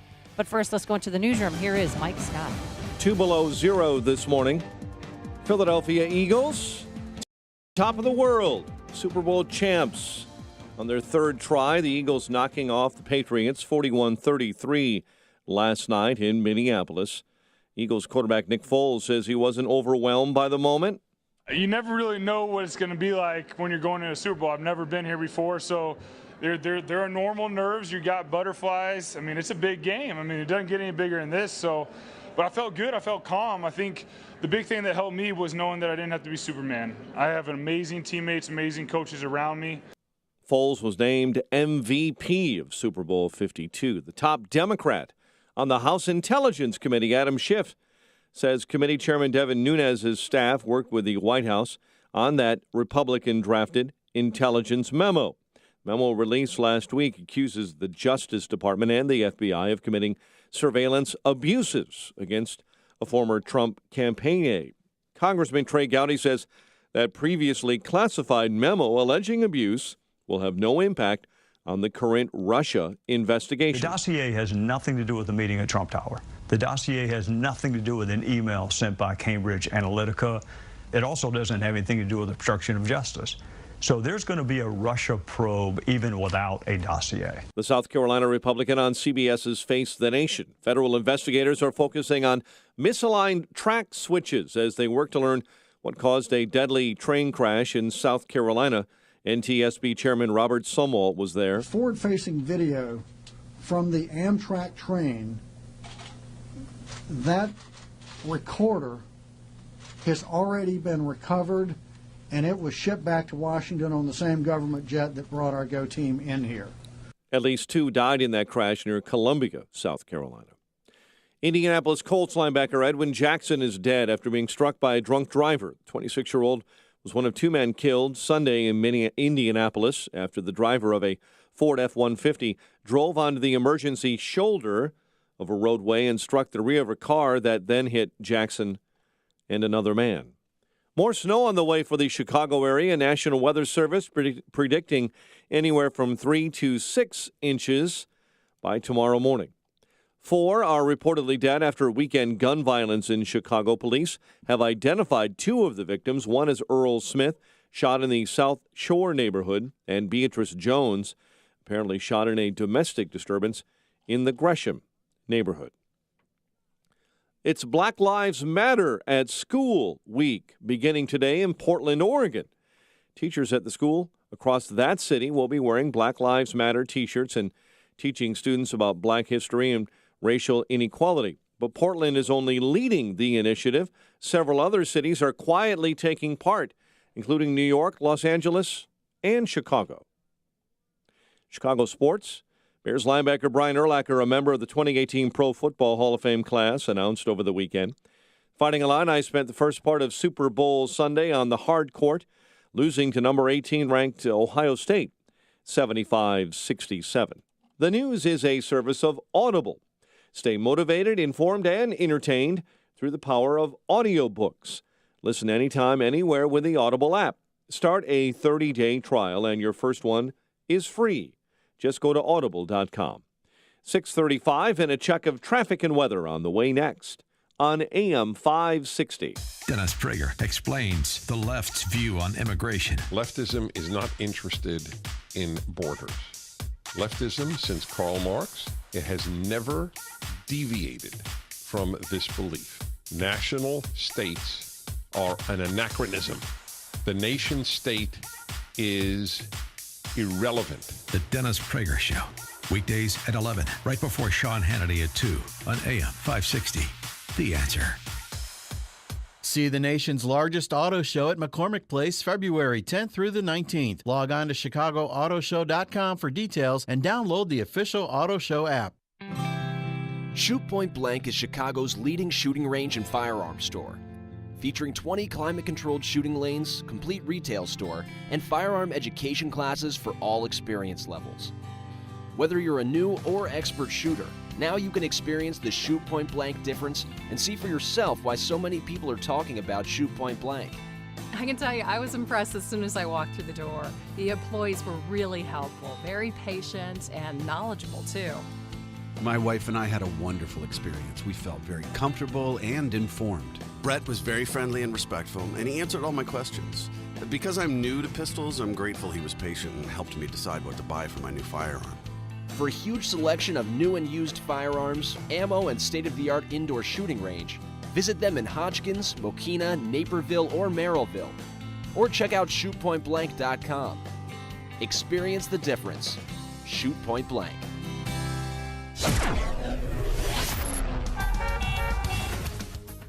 6:37. Let's get an update on the roads now in the Alarm Detection Systems Traffic Center. Here's Jim. Thanks, Mike. On the northbound tri-state traffic, stop and go Kedzie to Cicero, where a crash is cleared. Eastbound Adams Tollway, bumper to bumper, 25 to 59. Earlier crash is now out of the way. Other tollways are good. Eden's inbound, 24 minutes. Lake Cook to Montrose, outbound 19. Kennedy, 27 minutes. O'Hare to downtown. Outbound 48, there was a crash on 190 at Manheim, so westbound 190 is bottled up. About Eisenhower, heavy starting at Manheim, 36 minutes, 390 to downtown. Outbound 30. Stevenson, 39 minutes, 355 to Lakeshore Drive. Ryan, 20 minutes, 95th to downtown. Outbound 17. Traffic is a service of Lowe's. Pro customers at Lowe's save 5% every day when you use your Lowe's Business Credit Account. That's 5% on all purchases in-store or online. Subject to credit approval, U.S. only. Traffic answers when you need them most. I'm Jim Talamonte, AM 560, The Answer. Look out this morning in northwest Indiana, where they had in spots up to 5 or more inches of snow. Many schools are opening about 2 hours late, including Chesterton High School, Valparaiso Community Schools, and Portage Township Schools. We'll have cloudy and frigid conditions in your forecast. Snow kicks up this afternoon and a high of 18. More snow overnight and a low of 6 above. Currently 2 below. Your next news update is at 7. Chicago's Morning Answer with Dan and Amy continues next on AM 560, The Answer. This hourly segment is brought to you by the lawyers of Kelleher and Buckley. Targeted legal advice for your business. KelleherandBuckley.com. Don't miss Beyond the Talking Points with Dan Proft going one-on-one with Donna Brazil Thursday, March 22nd. Get your tickets at 560theanswer.com/beyond. Good morning, Dan and Amy, and we've spoken with her before. Cultural critic Suzanne Venker. Interesting piece for Fox News recently. Why she's happy Trump's not a feminist. Let's break up our Nunez memo talk here. We're pleased to be joined by the aforesaid Suzanne Venker, the author of the book, The Alpha Female's Guide to Men and Marriage, How Love Works. Suzanne, thanks so much for joining us. Appreciate it. Sure. Thanks for having me. So you celebrated President Trump telling Piers Morgan that he's not a feminist. Why? Right. Well, that wasn't my title exactly because I knew he was. I mean, I knew he yes, wasn't, well, right. obviously. That was not news. Yeah. They changed my title. But anyway, yeah, what I wrote about in that article was how refreshing it is to have somebody point out very matter-of-factly that feminism is not for everybody, because that was the quote, of course, that got pulled from his interview, is that he said, I wouldn't go that far, he said, because I'm for everybody. I'm for women, I'm for men. So that alone is significant to have a president who kind of, which is typical because he's not politically correct, right? Just lays on the table what people know, but you rarely hear in the media. Well, former President Barack Obama, I mean, he proudly declared himself a feminist. What did George W. Bush say when asked that question? So, to the best of my knowledge, he wasn't asked that question directly. So I don't know I've never heard anything about him specifically on that subject. But his daughter did come out, one of the two daughters did come out and write something that she believes he's a feminist based on the way he raised her. But as far as anything directly out of his mouth, I don't know of anything he said. But one of the things that I point out, though, is that all presidents, whether Republican or Democrat, still have to appease the feminist base. And that was really the point of that article and why it's so different with Trump in office, because, of course, Trump can't be told what to do, and he doesn't really he's not going to be kowtowed into a special interest group if he doesn't, personally agree with it. Whereas that's very different in and of itself, because the feminist elite are extremely powerful, and the pressure that they put on folks in the White House, whether they're on the left or the right, is so great that most presidents cave. And so that was the point of the article. Yeah, it's a very good point. And so we had an interesting and sort of rare contrast side by side a couple of weekends ago with the March for Life on the one hand and the anniversary of all the Resistance PHAT marchers on the other hand, the first year anniversary. So you had these rallies around the country as well. What is that? What is kind of side by side? Tell us how you interpret that in terms of where the feminist movement is in 2018. Right. So that's also a great example of, why it wasn't surprising that he said he's not, because, of course, he spoke at the pro-life march. So that alone divides you, unfortunately, because abortion is the litmus test as to whether or not you're really, truly a quote-unquote, feminist. But so the reality is that whatever we call feminism today, whatever we look at it and see, it bears no resemblance to what it was in the past. That's just obvious to anyone who's, awake and paying attention. If you just even juxtapose the marches with, back 100 years ago when women were marching for the right to vote, there's no similarity. I mean, it's just a striking. Somebody put together a video putting those two right next to each other, and it was really almost comical because, of course, the Women's March has no specific goal. It's just ranting and raving about mainly Trump, of course, but what they believe America is, which is this terribly oppressive patriarchal society where women have no rights or women don't have enough rights or whatever the case may be. But there's no specific thing binding them together. So if you ask them, why are you marching? You're never going to get the same answer because they really don't know why they're marching. And I had friends that marched several times, and I just went, well, what are you marching for? Well, the Me Too movement. And then another person said to get Trump out of office, and another friend said to get Republicans out of office. And I said, oh, okay, but so when I was growing up, my grandma was a feminist, one of them, and I think if she saw what was going on today with the feminist movement, she might think that they need, to tone it down a little bit because they're all so angry. Do you notice that They're too? also Obviously, angry. And what are they angry? They're and victims. Unfortunately, yes, and those are the two biggest things. People don't respond well to that. They don't like just anger for anger's sake. I mean, feminists love it because they talk about female rage and how important that is to get out. But that's not the right avenue because people will turn off to that. And plus, people know that we don't live in an oppressive society for women. So basically, the argument falls flat anyway. You're not going to get people on board for something that they know for a fact is just not true. The left seems to be cannibalizing itself in some respects on a number of fronts. One of them is this. Interesting.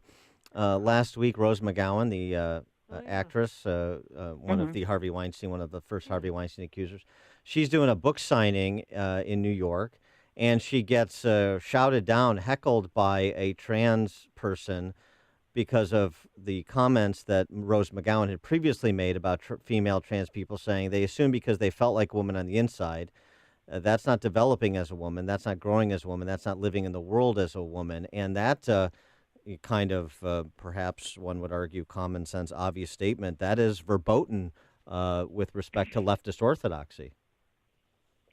Right. And so that, again, just shines the light on really, I just don't feel there's any other word but madness for the left today. And it just isn't like when you had a resistance movement in the past that, again, had a common goal and were far less, of course, we live in this very politically correct, world, which has really taken over any kind of attempt at affecting change in a respectful, calm way, because nobody feels free to even speak, right, without being shot down or labeled a sexist or misogynist or a racist or what have you. So that whole element that we live with today, again, wasn't there 50 years ago, 100 years ago. So that alone makes it so that they're never going to be effective because it's putting down any reasonable dialogue, even if people wanted to engage in it.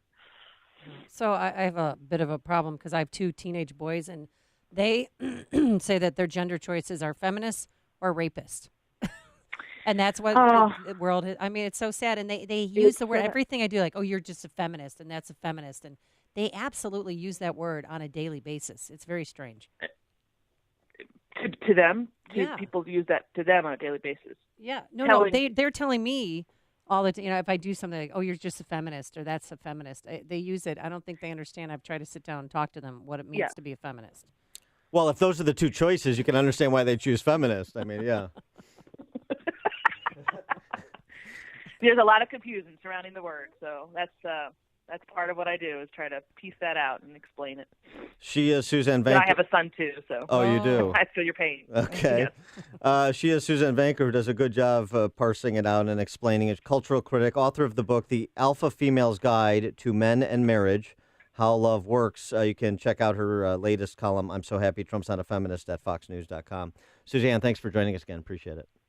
Thanks for having me. And she joined us on our turnkey.pro answer line. It's what Chicago is talking about. It's Chicago's Morning Answer with Dan and Amy on AM 560. The Answer.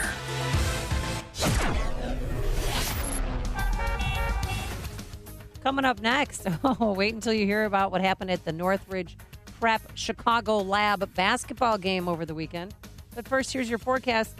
Cloudy today, frigid. You'll feel it once you step outside. We have -2 degrees right now. Is that right? Yes, we do. -2. I wanted to make sure I was reading that right. Going up to a high of 18 degrees, and snow is going to come back around here late this afternoon into this evening. We'll see anywhere from 2 to 4 inches of snow. And then tomorrow, cloudy, cold still, a high of 21. Let's get into the alarm detection systems. Traffic Center, here's Jim Telemonte. Thanks, Amy. I-80 westbound. We're seeing delays I-57 at Ridgeland, 80-94 eastbound at Kennedy Avenue. Crash just reported in the left lane. Eden's 24 minutes, like Cook to Montrose, outbound 21. Kennedy, 35 minutes, O'Hare to downtown, outbound 48. The Ike is 40 minutes, 390 to the Circle, outbound 36. Stevenson, 40 minutes, 355 to Lakeshore Drive. Ryan, looking at 19 minutes, 95th to downtown, outbound 17. Bishop Ford, 27 minutes, 80-94 to the merge. Northbound Tri-State heavy, Kedzie to Cicero after a crash. Eastbound Adams Tollway stop and go 25 to 59 where there was a collision.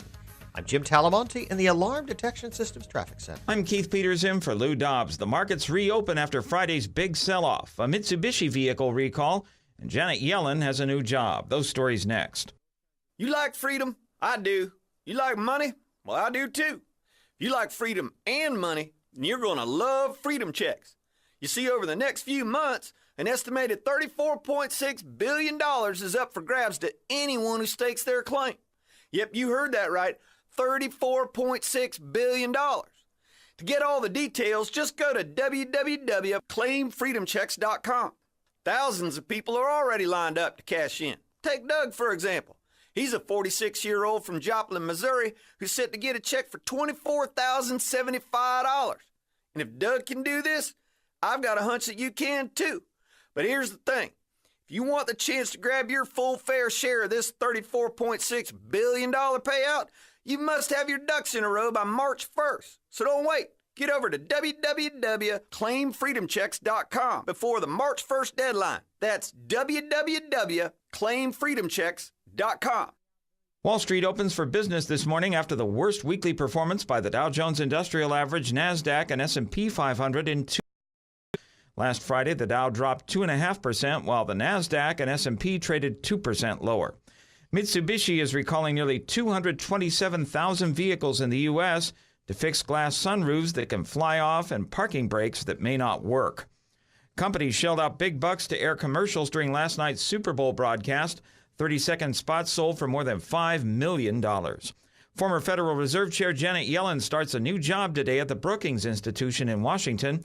Last Friday was Yellen's final day as head of the nation's central bank.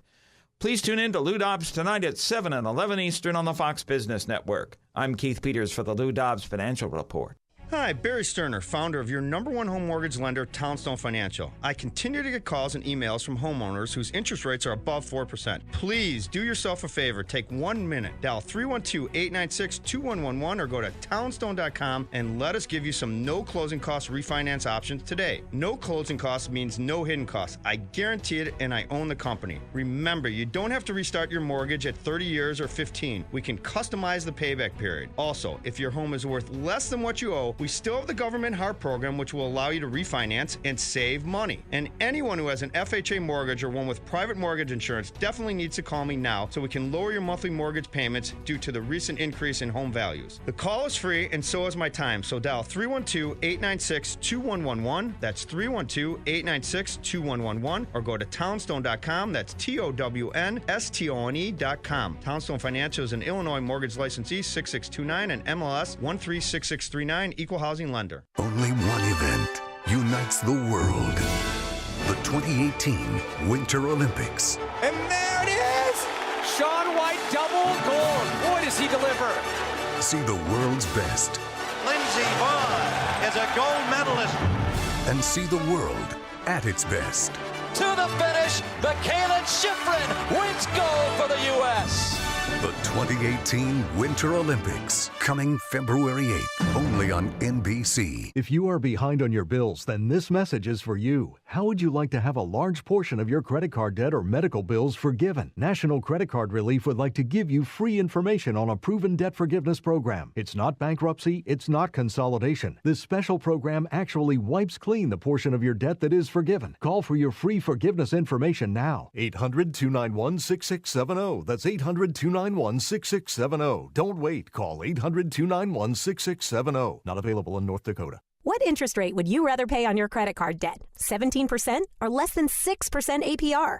The answer is obvious, Lightstream. Because with Lightstream, you may be able to consolidate credit card debt and dramatically cut your interest rate to as low as 5.49% APR with AutoPay. Plus, radio listeners get an additional rate discount. Just go to lightstream.com/news. With average interest rates on credit card debt at 17% APR, Lightstream could save you thousands in interest. And because Lightstream is a division of SunTrust Bank, one of the nation's largest and strongest financial institutions, you can have complete peace of mind. The application takes just minutes, and there are no fees and no pressure. Just lower rates, one low fixed monthly payment, and huge savings. So if you have good to excellent credit, apply today and get a special interest rate discount when you go to lightstream.com/news. That's lightstream.com/news. Lightstream.com/news. Subject to credit approval. Rates include 0.5% autopay discount. Available only when you select autopay prior to loan funding. Terms and conditions apply, and offers are subject to change without notice. Visit lightstream.com for important information about limits on Lightstream loans.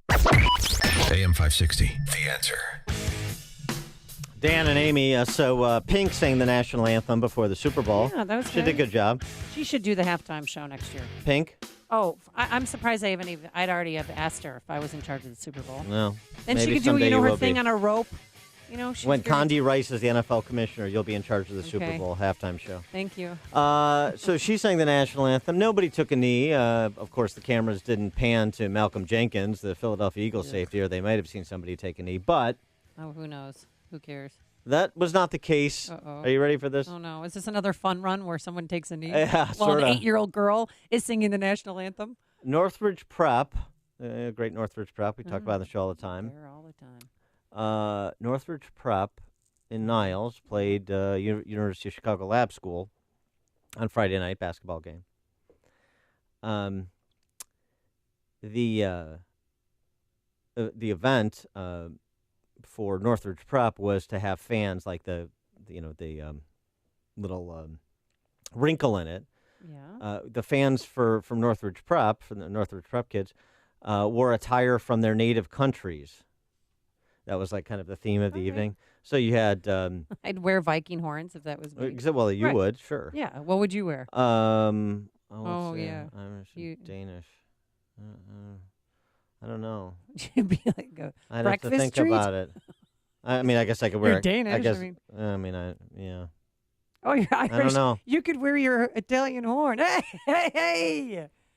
Well, I'm not. I don't know how You that said would work. Italian, didn't you say- Irish and Danish. Oh, I'm sorry. Yeah. Irish. I don't know how that would work. So, so for example, and this is from some of you guys at the game. I was supposed to go to this game Friday night, but I couldn't. Why? So now I'm sorry I missed it. Because there was a little drama. The Cambodian boys that were adopted and rescued from poverty by Northridge family, Filipino parents, Muslim parents, they're all there and in their native garb to This celebrate. just sounds like a really bad idea. Why? For everyone to wear their native garb, we're all Americans. Just get over it. I mean, Well, yeah, exactly. Okay. We're all Americans and we're from different places, as many of us, and that's a cool thing. And I like it. I like the idea. No problem with it, as long as it's in a unifying sense, not in a balkanizing sense. And this was done in a unifying sense, and you'll understand why in a second. So the national anthem before the game. right. The kids from lab school take a knee. Oh, come on. The entire team? The kids from lab school, $30,000 a year to go to lab school? These kids are privileged, like Tiny Dancers kids. Right. Yeah. Obama's kids when went they there. were here. So a few get scholarships to go there, but a few. Yeah. But yeah, for everybody else, 30 to 40. The oppressed. Like Parker Francis. Yeah. The oppressed. Yeah, Francis Parker. Francis Parker. By the way, we beat them yesterday. But anyway, go on. Yes. So they take a knee, Mhm. lab school team, while the diversity that was represented in their native garb from Northridge Prep all sang loud and proud, "We are America."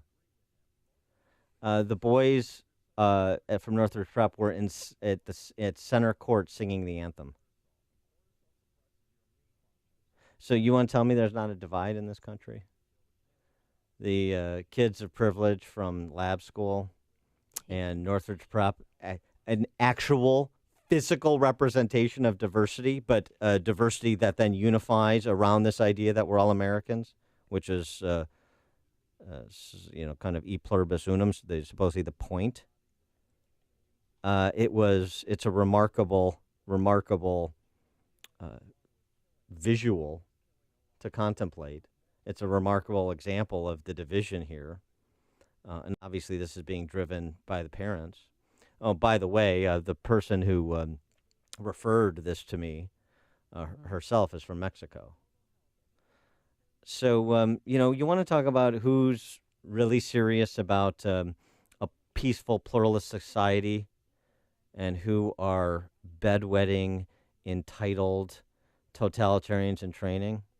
I don't know. I think it was sort of on display, the game on Friday night at Northridge Prep. By the way, one other thing happened on Saturday. Yeah. In the basketball arena, since we're talking about it. Chicago State women set a record on Saturday night. Congratulations. The record is their 59th consecutive loss which sets the Division I women's record for consecutive losses. And what school was it? Chicago State. Oh. All right. What's a rebuilding year? Few rebuilding years, apparently. Coming up on, coming up on Chicago's Morning Answer. Well, we're going to revisit the Nunez memo. We'll have Matthew Continetti, editor of the Washington Free Beacon, in his native garb at the bottom of the 7 o'clock hour. And later, a father's outrage. Everyone saw it. The chaos in the courtroom as that father of 3 girls sexually abused by Dr. Nasser lunges at him in court.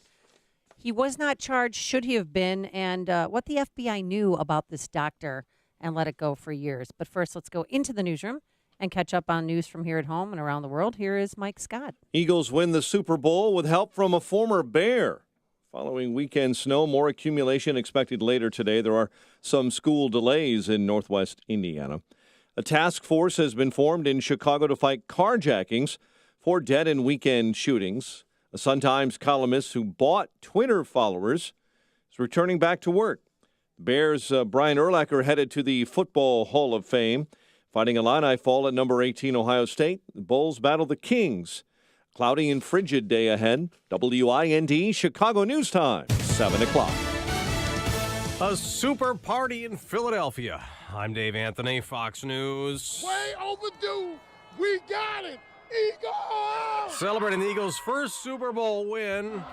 Though some got a little rowdy, climbing poles and awnings, taking down traffic lights, smashing a storefront, but there were only a handful of arrests after a Super Bowl that was quite a game. Fox's Jared Max was there, now live in Minnesota. Dave, I watched generations of Eagles fans hug and scream as they celebrated their favorite team's first Super Bowl victory. We'd never experienced anything like what we saw in Super Bowl 52. The Eagles and Patriots combined for more yards than in any game in NFL history.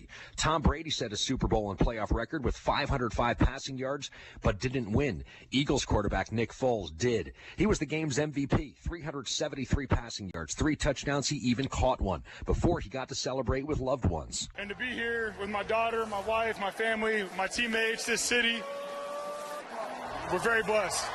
Finally got one. One Eagles fan told another. The team's first Super Bowl win in 3 tries. Dave? Jared, the top Democrat on the House Intel Committee, Adam Schiff, is telling ABC the Republican memo. A political hit job on the FBI in the service of the president. Well, President Trump just tweeted Schiff is one of the biggest liars and leakers in Washington, leaves closed hearings to illegally leak confidential information, and must be stopped. This days after that Republican memo was released alleging abuse of government surveillance using an anti-Trump dossier. Today, President Trump goes to Ohio to talk up tax reform, visiting a company near Cincinnati, Schaeffer, that gave all 120 workers a $1,000 bonus. Well, they were overjoyed, and we know some people have said that's crumbs, but for the Schaeffer people, we consider that fine dining. CEO Jeff Norris, his company among many that have given bonuses after the big tax cut the Democrats say mostly benefits corporate America and the wealthy. Fox News, fair and balanced. In Chicago, 1 below. 7:02 on AM 560. The Answer. Good morning, I'm Mike Scott. Chicago Election Board says this morning there will be a delay for early voting. It was set to begin this week. That delay will impact Chicago and the Cook County suburbs because of unresolved challenges to candidacies. More information will be released later today. More snow headed for the Chicago area. National Weather Service says 3 to 6 inches of snow in the city and the rest of the northern section of the state from noon today through midnight, and a significant impact to the evening commute and to flights in and out of O'Hare. 4 are dead after weekend gun violence in Chicago. Police have identified 2 victims as Earl Smith, reportedly shot in the South Shore neighborhood, and Beatrice Jones, apparently shot in a domestic disturbance in the Gresham neighborhood, both on the south side. A new law enforcement task force is being announced to help combat carjackings in Chicago. Police Superintendent Eddie Jackson saying Sunday the police department will lead the effort. There were nearly 1,000 carjackings in the city last year. 3 teens were just arrested over the weekend in the city's Streeterville neighborhood for an attempted carjacking. Sun-Times and columnist Richard Roper are moving on from a controversy over the use of Twitter, following a New York Times report that Roper was among several who had bought followers on the social media platform. Roper admitted to the fact, says he will deactivate his account and start a new one. A new report says almost half of the high school graduates in the state are leaving Illinois for college.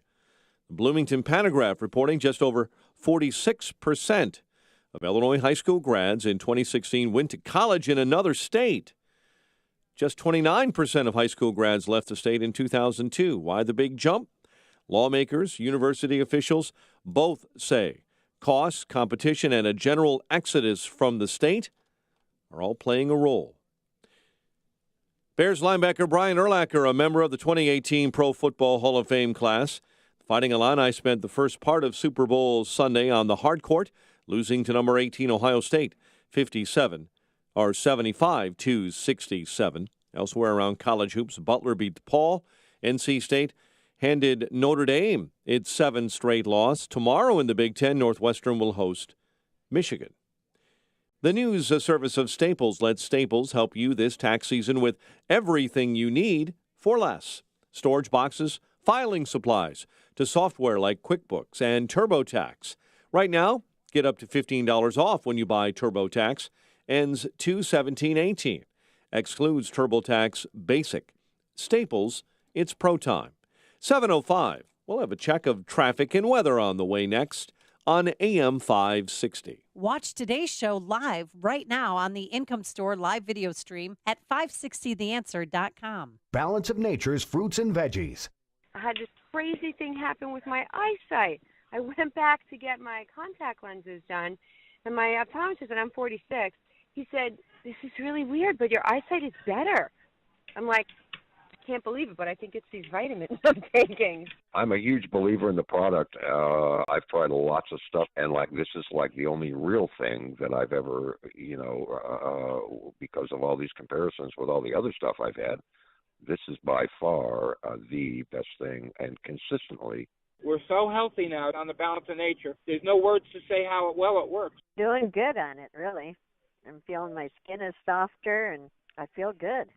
When you call, use discount code CHICAGO, and we'll take 35% off your first month's order and ship it to you free. Call 800-246-8751 or go online to balanceofnature.com and use discount code CHICAGO. Looking to refinance your existing home? Then you need to call Team Hochberg. Bill's family was cruising until he loaded $50,000 on his credit cards to cover expenses after his income was cut in half. Stressed out and living paycheck to paycheck, Bill called Team Hochberg for a free consultation.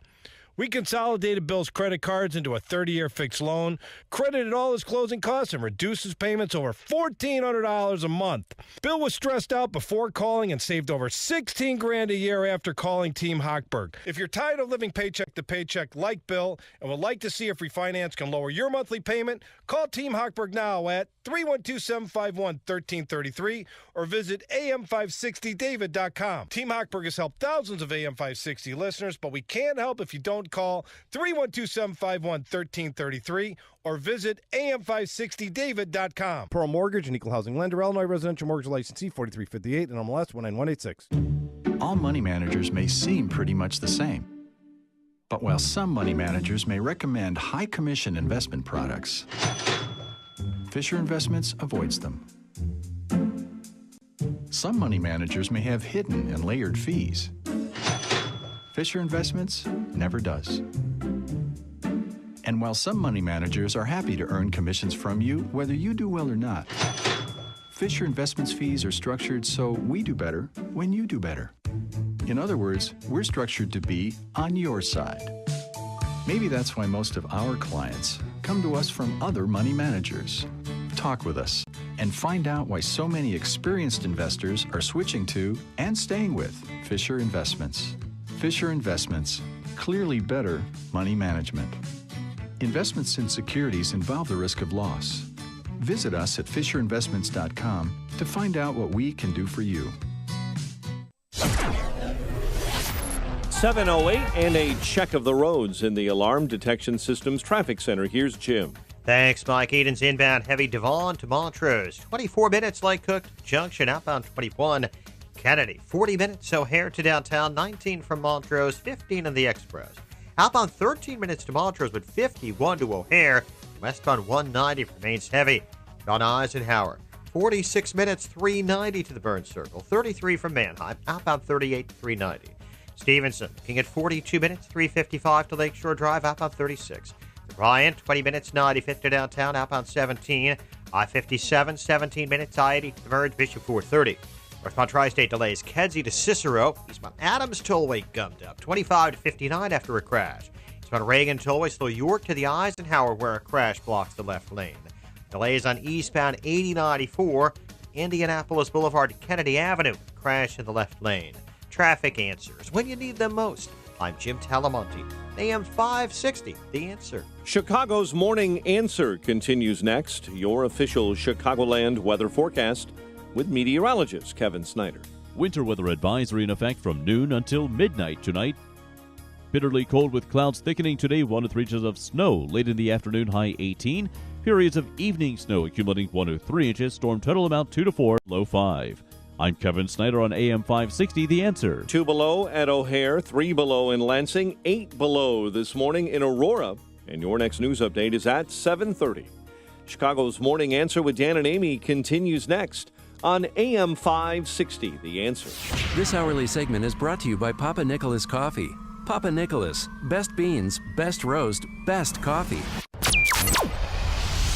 This is Chicago's Morning Answer with Dan Proft and Amy Jacobson on AM 560, The Answer.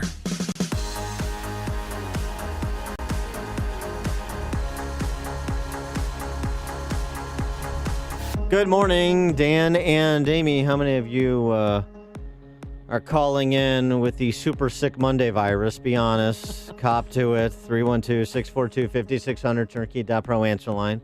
64636DA, turnkey.pro text line. And while you're admitting your white lies, the question, did Nick Foles just save the NFL with his performance yesterday? Did Nick Foles, and by extension, the Almighty, save the NFL yesterday? Take your calls and texts. Because, you know, Amy, not that God had a stake in the game. No, but he is on the God squad. And I love that. That's correct. He had said earlier in the week that he wants to be a high school pastor, a youth pastor, when he retires from the NFL. His Twitter profile reads, believer in Jesus Christ, husband, father, son, brother.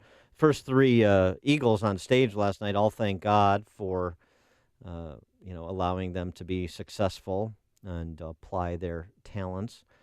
So it's just, it's, I don't want to make more of it than it is, but it's an interesting moment, and it shouldn't go unnoticed. It's refreshing. You know, I mean, he put on he's God's first, then his family, and he thanks God for his brothers and his wife. And for Alshon Jeffrey.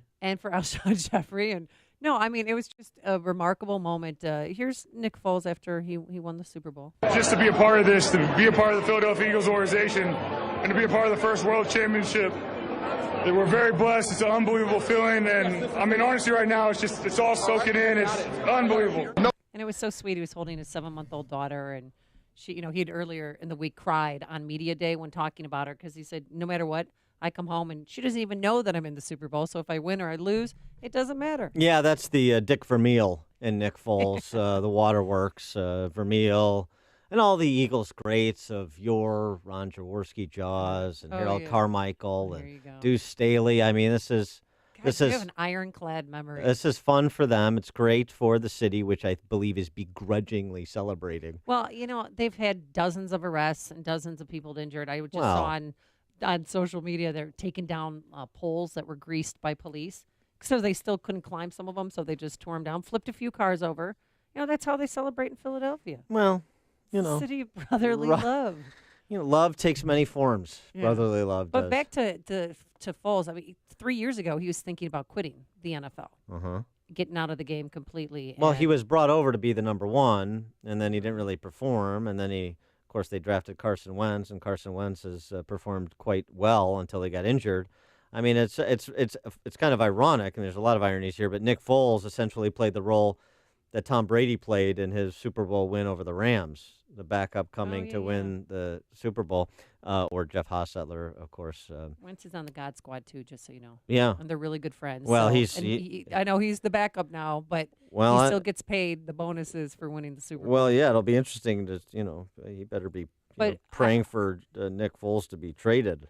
No, well, Foles has credited prayer with giving him the strength to stay in the NFL. And I love that when a man can come forward and just, say that he has what he has and he's accomplished what he has in his life because he's with God. There was a couple other nice moments during the whole festivities. I know you're looking forward to my review of JT's halftime performance because I'm a noted boy band scholar. So I'll get to that in a second. Okay. But the coin toss. Yeah. Medal of Honor recipient Woody Williams doing the coin toss at the Super Bowl. Medal of Honor recipient Woody Williams, who earned his Medal of Honor in the Battle of Iwo Jima in World War II.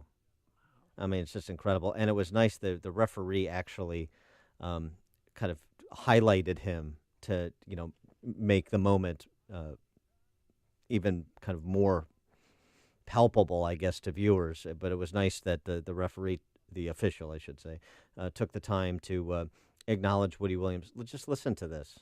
Listen to this. How he earned the Medal of Honor.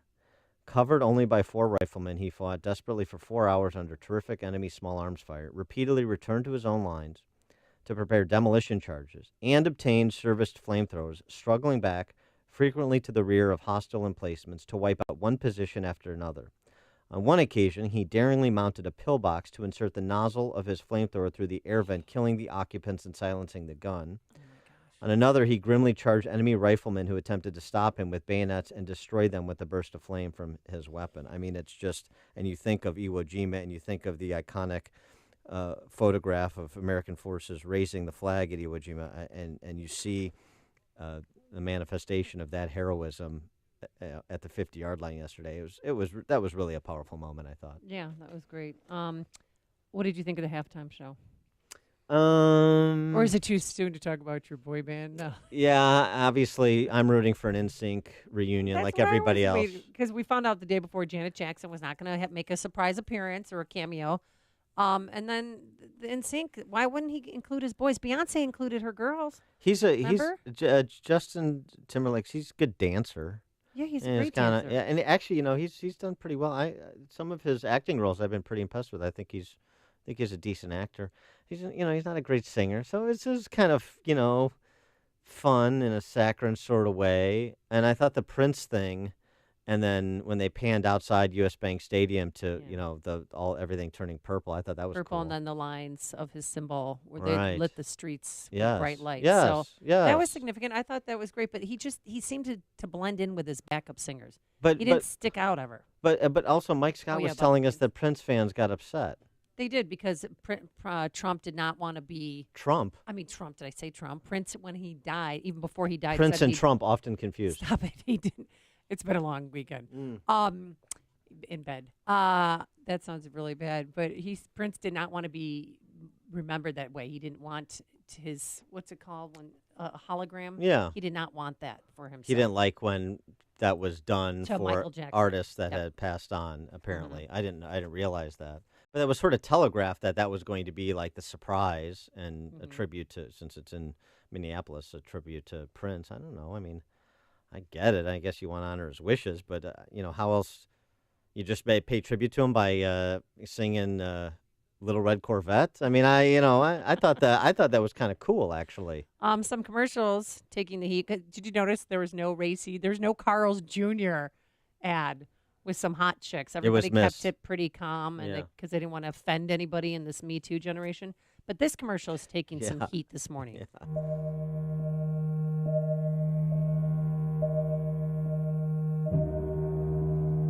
If you want to be important, wonderful. If you want to be recognized, wonderful. If you want to be great, wonderful. But recognize that he who is greatest among you shall be your servant. That's a new definition of greatness. By giving that definition of greatness, it means that everybody can be great. You don't have to know about Plato and Aristotle to serve. You don't have to know the theory of relativity to serve. You don't have to know the second theory of thermodynamics in physics to serve. You only need a heart full of grace.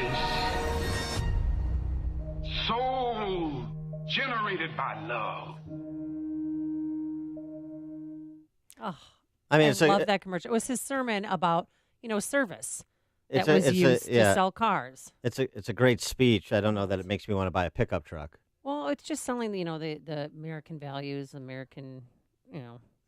But the general sentiment online was, did the company really just use Dr. King's words about the value of service to sell trucks? Yeah, they did. And I thought it was great. I mean, still, I loved it. Yeah. Which commercial did you like, Dan? No, I the best commercial. I don't think there were that many really good ones, but the best one was your boy's namesake, Eli Manning, and Odell Beckham doing the Dirty Dancing. That was the best rendition. But I didn't know what they were selling until this morning when you told me what were they selling? The NFL. It was an NFL ad. Yeah. But the dance that they did, I mean, it was choreographed and they were on. It was a great commercial. Yeah, it was pretty funny. I mean, especially to see a Gomer like Eli, in that setting was pretty funny. So that was good. There was an ad online only. I know the NFL is generally opposed to the military. I understand from them rejecting the AmVets ad in the program, but there was an ad for the U.S. Marines that was again online only. First time in 30 years the Marine Corps aired an ad during the Super Bowl. It's not just the ships, the armor, or the aircraft. It's something more. It's the will to fight and determination to win found inside each and every Marine that answers a nation's call. I like that. So that was pretty good too. I didn't really understand the TurboTax commercial with the monster under the bed. I didn't either. I mean, I guess it's memorable because I remember this kind of weird, Jabba the Hutt type monster, and it's TurboTax, so I guess it's effective, but I didn't really understand the connect there. But there weren't a lot of memorable commercials, were there? Because everybody was playing it on the straight and narrow because of this whole Me Too movement. They don't want to be now we've stopped objectifying women. I mean, I'm a woman. Last time I don't mind seeing a good-looking woman on TV to sell something. It's the funny. sex is gone in commercials. It's funny because everything is predicated with this in this climate. Yes. In this climate, you don't want to upset anybody. In this climate, you can't speak the truth. In this climate, you can't speak your mind. Bring back the Carl's Jr.'s ad, huh? Put a hot chick on top of a car that's being washed with her body. I mean, what's wrong with that? You said it, sister. You've made the switch, and it feels so good.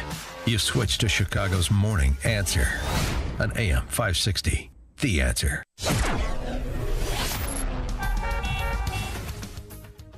Coming up next, a Colts football player, obviously from Indianapolis, was killed by somebody here illegally. We'll talk about it, but first, here's your forecast. There's plenty of sunshine right now, but it is dangerously cold outside. 2 below. That's where Elvis Presley was born. 2 below right now, going up to a high of 18. Get it? 2 below Mississippi.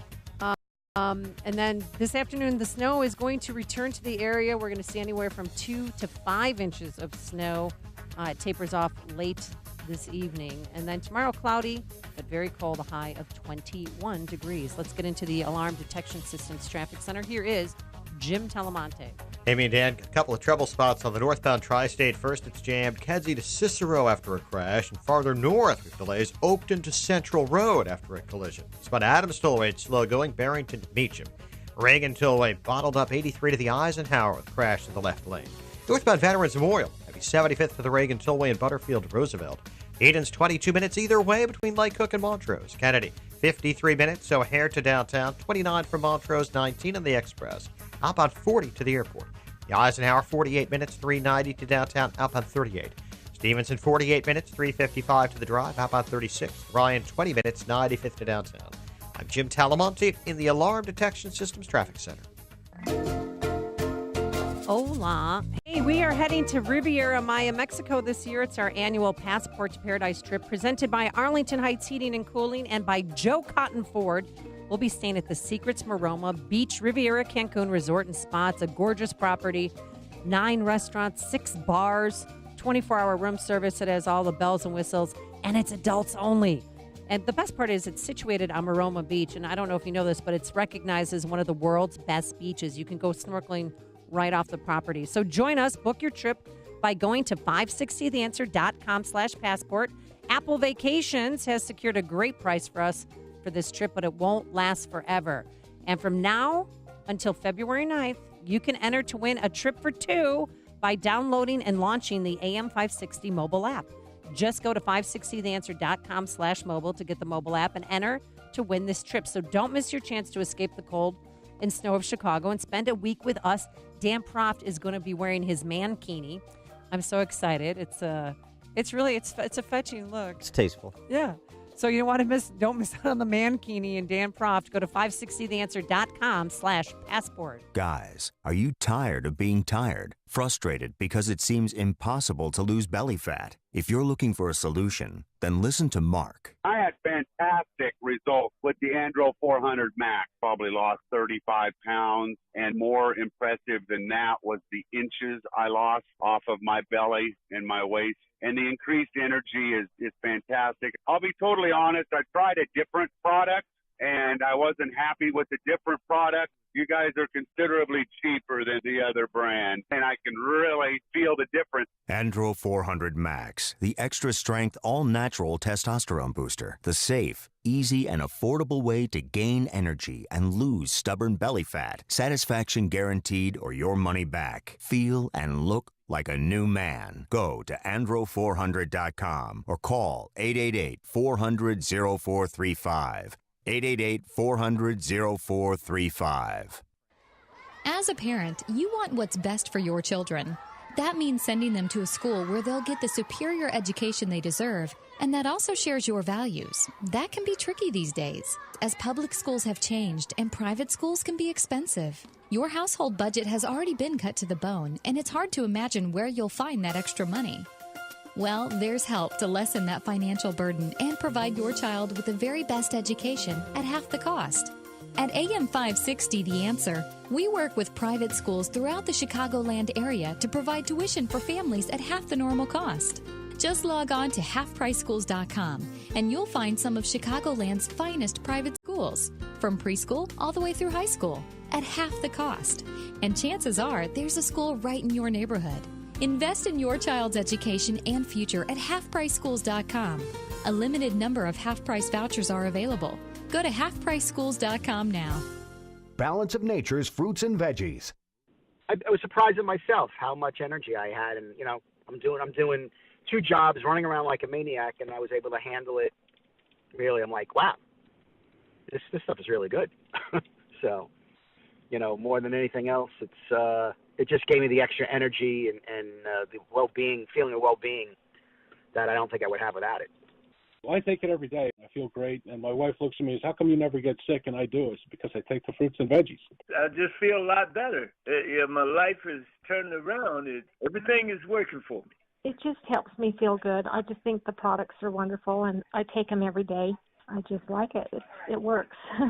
When you call, use discount code CHICAGO, and we'll take 35% off your first month's order and ship it to you free. Call 800-246-8751 or go online to balanceofnature.com and use discount code CHICAGO. Spark ideas for spring home improvement at the Old House New House Home Show, February 9th through 11th at Pheasant Run Resort in St. Charles. Explore the latest in kitchens, baths, basements, additions, renovations, and landscaping. Discover displays from 300 award-winning contractors, talented designers, and creative craftsmen. You can also meet experts on roofing, waterproofing, window treatments, patios, pergolas, painting, tile, custom closets, windows, doors, flooring, and more at the Old House New House Home Show. Enjoy inspiring workshops on kitchen design, decorating trends, beautiful bathrooms, and landscaping design. Plus, meet Mr. Fix-It, Lou Manfredini, on Saturday morning. Adult admission is $7, seniors just $4, and parking is free. A portion of ticket proceeds benefits Habitat for Humanity of Northern Fox Valley. Update, renovate, and revitalize your home with the Old House New House Home Show, February 9th through 11th at Pheasant Run Resort, St. Charles. For tickets and more information, visit KennedyProductions.com. AM 560, The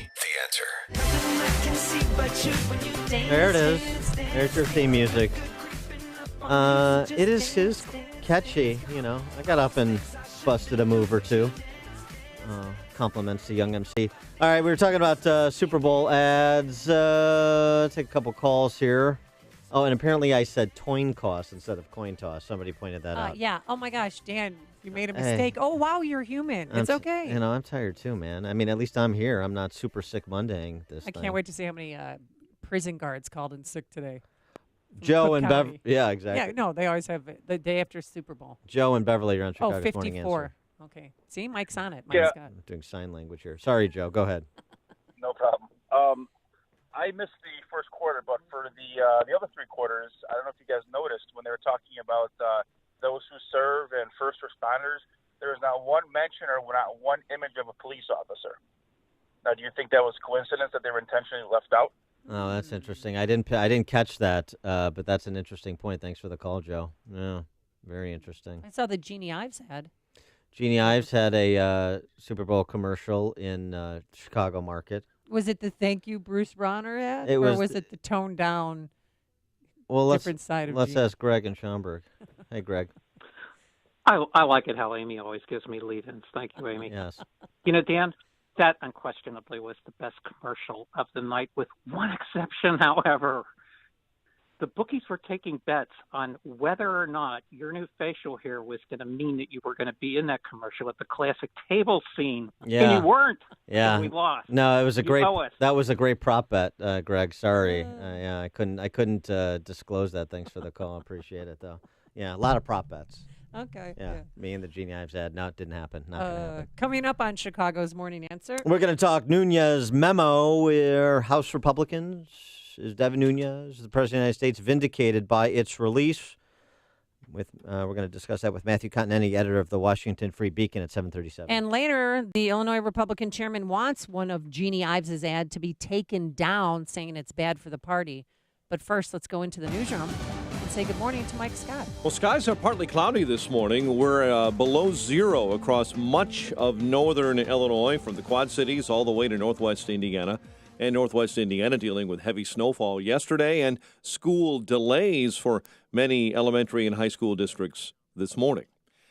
The top House Democrat on the Intelligence Committee is claiming Committee Chair Devin Nunes' staff worked with the White House on that drafted memo on intelligence. The memo released last week alleges surveillance abuses committed by the Justice Department and the FBI against a former Trump campaign aide.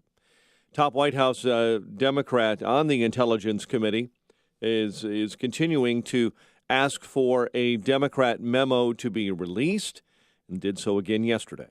A pair of senators from both sides of the aisle coming together in hopes of ending the battle over the Dreamers. Delaware Democrat Chris Coons spoke about backing a bill on MSNBC this morning. It's important to focus on the fact that this bill that we are introducing today, that Senator McCain and I are introducing in the Senate, already has a block of Republican co-sponsors about the same size as the Freedom Caucus. The Wall Street Journal reporting that John McCain is going to introduce that bill that gives Dreamers a path, they say, to citizenship. Federal investigators are focusing on an improperly aligned track switch in their investigation into a deadly train crash, an Amtrak crash in South Carolina yesterday that claimed 2 lives. Secretary of State Rex Tillerson leaving the door open for sanctioning oil imports from Venezuela. We simply cannot allow and stand idly by to see a total destruction of democracy in Venezuela. The Venezuelan people deserve better. The Secretary of State speaking in Argentina this morning. Chicago Elections Board says there's going to be a delay for early voting set to begin this week. The delay affecting Chicago and Cook County suburbs because of unresolved challenges to candidacies. We're watching that snow expected for the Chicago area. The National Weather Service upgrading things now just a bit, 3 to 6 inches in the city and suburbs from noon today until midnight. The University of Illinois is once again paying its top people even more. Champaign News-Gazette was first to report that the top 10 highest paid university employees all make over $500,000. Most of them either work in athletics or are doctors. Paper says over 100 at the university make more than $250,000 a year. Another 600 at the school make over $150,000 a year. Eagles over the Patriots in the Super Bowl 41-33. And we send our congratulations to Eagles kicker Jake Elliott, Lyons Township High School grad, kicking 3 field goals in the Eagles win. Bears linebacker Brian Urlacher, kind of a surprise because he goes into the Pro Football Hall of Fame in 2018 with a fellow linebacker, Ray Lewis both revolutionized that middle linebacker spot. Bulls make the final stop on their 3-game road trip when they face the Kings tonight. The News is a service of Staples. Staples has low prices on the organizational solutions your business needs to clear that clutter and focus on the job at hand this year, like banker's boxes, file folders, and storage bins. Less mess equals more success. Visit Staples.com for more. Staples, it's pro time. 7:34, and a check of traffic and weather on the way next on AM 560. It's really cold at this time of the year. The Joe Walsh Show. A very nice man in Elgin decided to take in homeless people into his basement to get them out of the cold. And wouldn't you know it, the city government told him to cease and desist. Something about municipal regulations or whatever. The Joe Walsh Show. Weeknights starting at 5. Right after Sean Hannity at 2 on AM 560. The Answer. Big government sucks. Do you have sleep apnea? Are you tired of dragging your big, bulky CPAP device with you whenever you leave home? Yeah, well, I was too. That's why I'm so glad I called to try the Transcend Mini CPAP for 10 nights. I can't imagine living without it now. My Transcend is about as small as a soda can and weighs less than a pound. That's less hassle to carry than my shaving kit. Plus, I was able to add a battery pack that's as tiny as a deck of cards. But hey, that's not all. Transcend is FAA compliant, too, which means I can finally sleep comfortably while flying. Heck, I can sleep comfortably anywhere now. So if that all sounds good to you, call now to give Transcend a try. You'll be glad you did. Now you can try Transcend and sleep comfortably for 10 restful nights with a money-back guarantee. Just pay return shipping. So call minicpap.com now. 1-800-300-6551. Again, that's 1-800-300-6551. 1-800-300-6551. Signature Bank is Chicago's fastest growing independently owned business bank. It's a bank where relationships still matter. Signature Bank knows your name and your story. I'm Dan Proft, and I know this because Signature Bank is my business bank. I'm Bob Ament, a founding partner of the law firm of Dassman & Ament and longtime personal customer of Signature Bank. Our firm recently left one of the larger banks to bank with Signature Bank, and it's been a refreshing change. With Signature Bank, we've been able to tailor banking solutions that fit the specific needs of our firm. Beyond that, Signature Bank is responsive, efficient, and timely in meeting those needs. If I have a request, I pick up the phone and talk to Mick O'Rourke, not someone at a phone bank thousands of miles away. Dassman & Ament needed more than what the larger banks offer, and we found that with Signature Bank. Signature Bank is looking for their next success story. To learn more about turning your business vision into reality, visit signaturebank.bank. Signature Bank, helping local businesses succeed. Member FDIC, Equal Housing Lender. 7:36, and a check of the roads in the Alarm Detection Systems Traffic Center. Here's Jim. Thanks, Mike. Metro has delays on the Milwaukee North Line after some track problems. There are some flight delays and cancellations, especially at O'Hare, Edens. 22 minutes either way between Lake Cook and Montrose. Canada, 53 minutes, O'Hare to downtown. 31 from Montrose, 23 on the Express. How about 43 to the airport? About Eisenhower, an hour now, 390 to downtown. 42 minutes from Mannheim. Outbound 50 to 390. Stevenson, 58 minutes, 355 to Lakeshore Drive. Outbound 38. Ryan, 20 minutes, 95th to downtown. Bishop Ford, 37 minutes, 80-94 to the merge. Delays on the northbound tri-state from 111th to 47th and to the North Oakton to Central Road after a crash. Spot Adams Tollway, Slow Barrington to Meacham. Reagan Tollway, 83 to the Eisenhower. Veterans Memorial from 75th most to the way to Roosevelt. Southbound 53 has delays. Devon, 355. Traffic answers when you need them most. I'm Jim Talamonte. AM 560, The Answer. Chicago's Morning Answer continues next. Your official Chicagoland weather forecast. Turning cloudy later in the day, frigid, and snow kicks in this afternoon. 1 to 2 inches through the afternoon rush with a high of 18. 1 to 3 more inches of snow overnight, very cold, and a low of 6 above. 2 below at O'Hare. It is 8 below this morning in Aurora. Your next news update is at 8. And Chicago's Morning Answer with Dan and Amy continues next on AM 560, The Answer. Listen to AM 560 on your mobile device. Now available on iHeartRadio. Online at iHeartRadio.com. Hey, the memo is out. What do you think? I kind of think it's a nothing burger. We'll talk about it when Freedom returns at 5. Good morning, Dan and Amy. The Nunes memo, of course, released on Friday, and everybody to their stations. Adam Schiff, you ready for this? Yeah. Here's Adam Schiff suggesting that the release of this memo will result in our inability to present to prevent the next Oklahoma City bombing. I'm not kidding. They have damaged the relationship between our committee and the intelligence community. In the future, the intelligence community is going to be very wary about sharing information with us because they won't trust us to be responsible stewards of it. And sources of information are going to dry up. If you have a neighbor next door who's buying a lot of fertilizer and it seems odd to you because they don't have a yard, are you going to think twice before calling the FBI? Because if they get a search warrant for your neighbor and something is politicized, the political winds change, and there's an investigation, your identity is going to be revealed. I mean, seriously, the hyperbole, the hysteria, the shamelessness. Trey Gowdy responded to Schiff's hysteria and as representative of the Democrats on Face the Nation. Well, the FBI was gravely concerned that there was information missing from this memo, that it actually was dangerous in setting a precedent in terms of disclosing classified information, and it could actually hurt future intelligence efforts. How do you respond to that and to Chris Wray?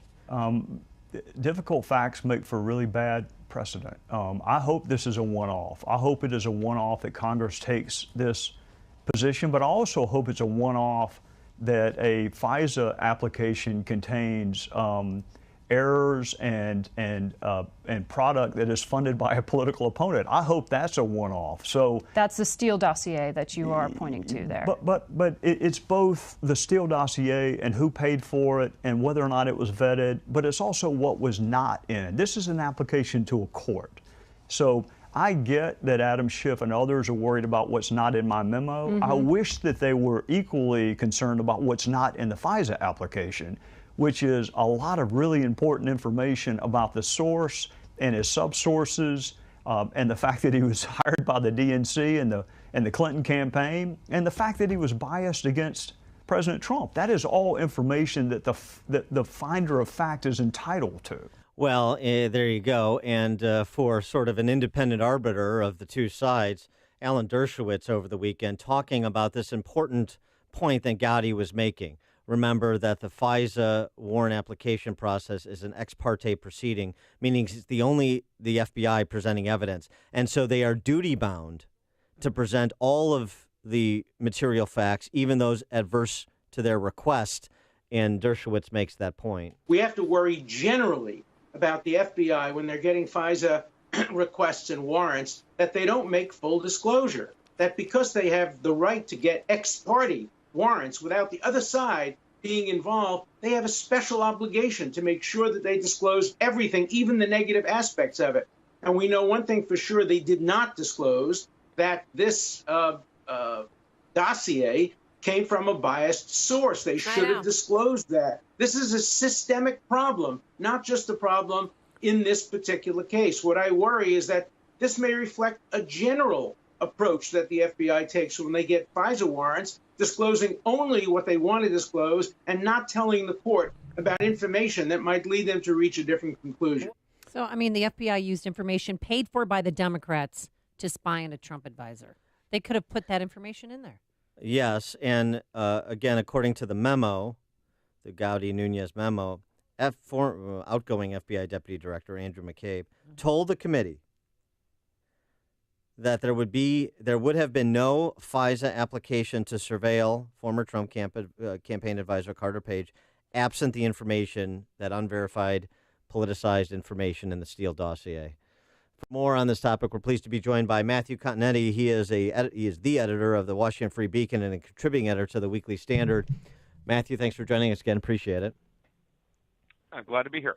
So, this is a bit of a PR game. Did the memo live up to the hype or did it not live up to the hype? But beyond that, Dershowitz and Gowdy, do they not raise legitimate points about whether this case is unique or not? It presents a unique a uniquely troubling set of facts that should be publicly known. Oh, and I think they raise interesting points. I will say the one question I get from people who don't pay a lot of attention to politics but are interested in the news is, what is going on? There's a lot of confusion about this Well, there's memo, many layers to and the story.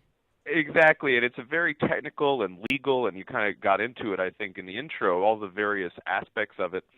And I think it leaves a lot of voters kind of confused and just kind of ignorant. And I have to say that probably is to President Trump's advantage here, because what President Trump has been wanting to do since really this dossier was disclosed publicly in January of 2017 is to say that it's unverified, it's salacious, and the Russia investigation was either kind of a put-up job or misleading. Introducing the facts contained in the memo, I think, helped bolster his case, and so kind of shifts the ground of the debate over the Russia investigation onto terrain that the president and his allies are more comfortable in. But it just bothers me. I mean, the Democrats paid for this dossier, which was presented to the court as if it was true. Correct? That's right. Yeah, that's right. And so what's interesting is, if you listen to Jerry Nadler kind of leaked his response or rebuttal to the Nunes memo to NBC News, and if you read Jerry Nadler, who's the Democrat congressman from New York City, he says, well, look, Steele is a trusted FBI source. And so that's what the FBI was saying to the FISA court was, we trust Christopher Steele. But remember, this is Andy McCarthy at National Review points out, the dossier is not Christopher Steele's information. Right. It's what he is passing on from his sources, and it's not verified. And that's the funny thing to me about this story is we're having this argument over the memo and which memo is right and which memo should we release and release both memos. Well, what are the underlying facts of the case? We've had this dossier out in the public record now for over a year, and I don't believe any of it has been verified. Well, I mean, there may be parts of certain travels that Carter Page was engaged in, but then he disputes the details, and so it's unclear to me what the actual basis for any of this debate is. Well, to Andy McCarthy's statement on this point that you're making, which is a really important one, the actual sources of the information are Steele's informants, anonymous Russians providing accounts based on hearsay 3 and 4 times removed from people said to have observed the events alleged. And so you also have this fascinating irony, right? Don't trust, the Russians that Carter Page talks to and anybody that's associated with Trump, but trust the Russians that Christopher Steele talked to. Right, and I think in some cases they may be the same Russians. Yeah, well, okay, which is even funnier. I mean, we just don't know because they're anonymously sourced in this dossier. What I think is interesting is if you look at, of course, the real elephant in the room here is Robert Mueller and his investigation. But if you kind of read the reports on the Mueller investigation in recent days, what you get is a sense is that he is not really interested in these allegations of collusion or conspiracy with the Russians to affect the election, which would be the criminal offense. It seems now that he's kind of moved on and has become much more interested in, did the president and his associates obstruct justice by, say, firing James Comey or issuing a misleading statement about that meeting in Trump Tower in June 2016. So I wonder actually how much attention Robert Mueller has paid to the dossier throughout his special counsel investigation. And of course, that's something we just won't know until he issues his final report. Yeah, but whatever Mueller releases in the end, do you think people will believe?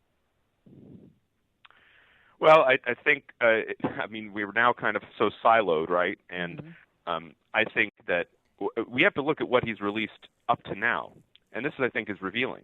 Up to now, the criminal charges that he has filed, right, have nothing to do with any conspiracy with the Russians to affect the election. It's mostly for They're lying process to the FBI. crimes. Yeah. Right. In the case of George Papadopoulos, who's apparently his drunken rant started this whole misadventure, it was lying to the FBI that he was charged with, not with conspiracy. In the case of Manafort and Gates, they were charged with lobbying crimes that happened in some cases 10 years before the election. And in the case of Michael Flynn's guilty plea, again, it was for lying to the FBI about these conversations that he had with the Russian ambassador after the election. So until Mueller, I think, charges someone with an actual crime related to the underlying, reason for all of this, which was these accusations of Russian conspiracy with people in Trump's orbit to affect the election, I think we have to say that a lot of this has been kind of a typical Washington special prosecutor in search of a crime. How did you receive Jim Comey's tweet upon the release? Dishonest and misleading memo wrecked the House Intel Committee, destroyed trust with the intelligence community, damaged relationship with FISA court, and inexcusably exposed classified information of an American citizen. For what? Well, I think Jim Comey has really revealed himself in a lot of his tweeting since kind of re-emerging in the public sphere. And he's definitely a man with an axe to grind. And, that was clear, too, when his memos showed up shortly after he was fired in the New York Times. And those memos, of course, are what triggered the special counsel investigation. So Jim Comey has an axe to grind. But, he also has something to worry about. And what's being lost in a lot of the debate over the memo is, I think, a more important document, which hasn't been released yet. And that is the Department of Justice Inspector General report on the Bureau and DOJ's handling of the Clinton email investigation. And if again, you have to read these stories very closely to kind of try to get at what's actually happening. What I understand, just from the public sourcing, this is going to be a very damaging report to James Comey and to Andrew McCabe and to all of these Justice Department officials, many of whom have already been reassigned. Of course, we know about the FBI agents Strzok and Page who were texting and having the affair. When that report comes out, I think it's going to be a bombshell, and I also think that it's going to be much harder for the media, the mainstream media, the media outlets that have kind of been against transparency when it comes to the Nunes memo, which is amazing to me. It's going to be harder for those outlets to dismiss this IG report. Speaking of Page, and I agree with you about that IG report, that should be very interesting.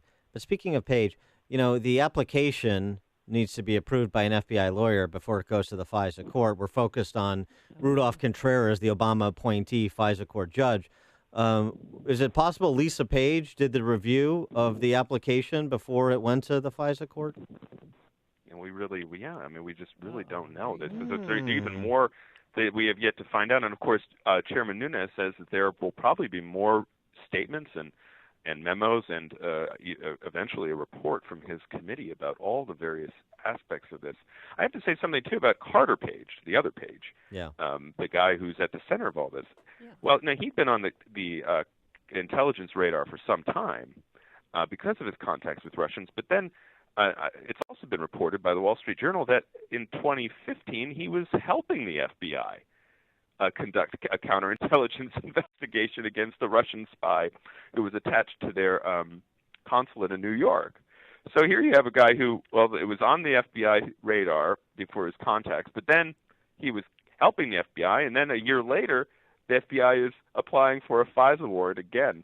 So he's a shady character, and I think if I were in the intelligence community, I would be, kind of wondering what he's up to as well. But when you introduce the allegations in the dossier, the unverified allegations in the dossier as part of the reason for his warrant, then I think you have a problem. And you wonder why the American people are confused and hate politics. Matthew Continetti, editor of the Washington Free Beacon, contributing editor to the Weekly Standard. Matt, thanks for joining us. Appreciate it. Thanks, guys. And he joined us on our turnkey.pro answer line. Hear about the big stories of the day, then talk about them right here on Chicago's Morning Answer on AM 560. The Answer. This is Dan Proft with 60 Seconds of Sanity for Upstream-Ideas.com. The left is so accomplished in sensationalizing and rewriting history because they so doggedly sensationalize and rewrite the present. The Nunes memo is one of the better case studies in recent memory. We have sanctimonious gasbag Jim Comey complaining about weasels and liars, translation, House Republicans, for fulfilling their oversight responsibilities of the FBI, reminding us that there aren't a lot of schools or streets named after Joe McCarthy. That's something Comey will have in common with McCarthy. We have John Heilman, one of MSNBC's Russian collusion bots, suggesting that Paul Ryan is a Russian agent. Because Paul Ryan agrees that the Nunes memo should be released, you see, that puts Ryan on Team Nunes, which puts him on Team Trump, which puts him on Team Russia, which puts John Heilman in a 1959 Richard Condon novel because he's living in a fictional world. We have a D.C. press corps from a bygone era presently being feted on the silver screen for unearthing government secrets, while their descendants decry the notion of being handed a tidy summary of the same. We have Beltway big government guerrillas who will say and do, or not say and not do, whatever is required to achieve their singular end, the end of Trump. If you have pain, listen up, Dennis Prager here. You don't need to live in pain. Let me repeat that. You don't have to live in pain. Chronic pain is the worst, whether it's from an accident or pain that just develops. So Chicagoland, you're in luck. Dr. Ken Candido is one of the nation's most respected and successful pain doctors. He's been voted one of Chicago's best pain doctors several times. Bottom line, he's the pain doctor you need. Dr. Candido of Chicago Anesthesia and Pain Specialists will help you get off pain medication and all of its side effects. How? By finding the source of your chronic pain and fixing it. This is Ken Candido of Chicago Anesthesia Pain Specialists. Let's make you pain-free. Call Dr. Ken Candido and make an appointment with a cutting-edge, respected, and successful pain physician. Go to mypainchicago.com. That's mypainchicago.com. Thousands have been helped with their chronic pain, and you can be the next one. Get the phone number and all the info you need at mypainchicago.com. Balance of Nature's fruits and veggies. I'm Mark Gastineau. I played in the NFL for 10 years. I was diagnosed with CTE, with dementia, Alzheimer's, and Parkinson's. The fruits and vegetables that we take from Balance of Nature is the best thing that we could ever do. And I'm calling in now to order extra because of my wife has been taking mine because she sees a difference in me. It is a wonderful thing that Balance of Nature is doing. I hear the testimonies on the radio, but I'm a testimony for myself. And the fruits and vegetables, if I don't take them every single day, my day is not going to go the same. So God bless you, and thank you for what you've done for my wife and I.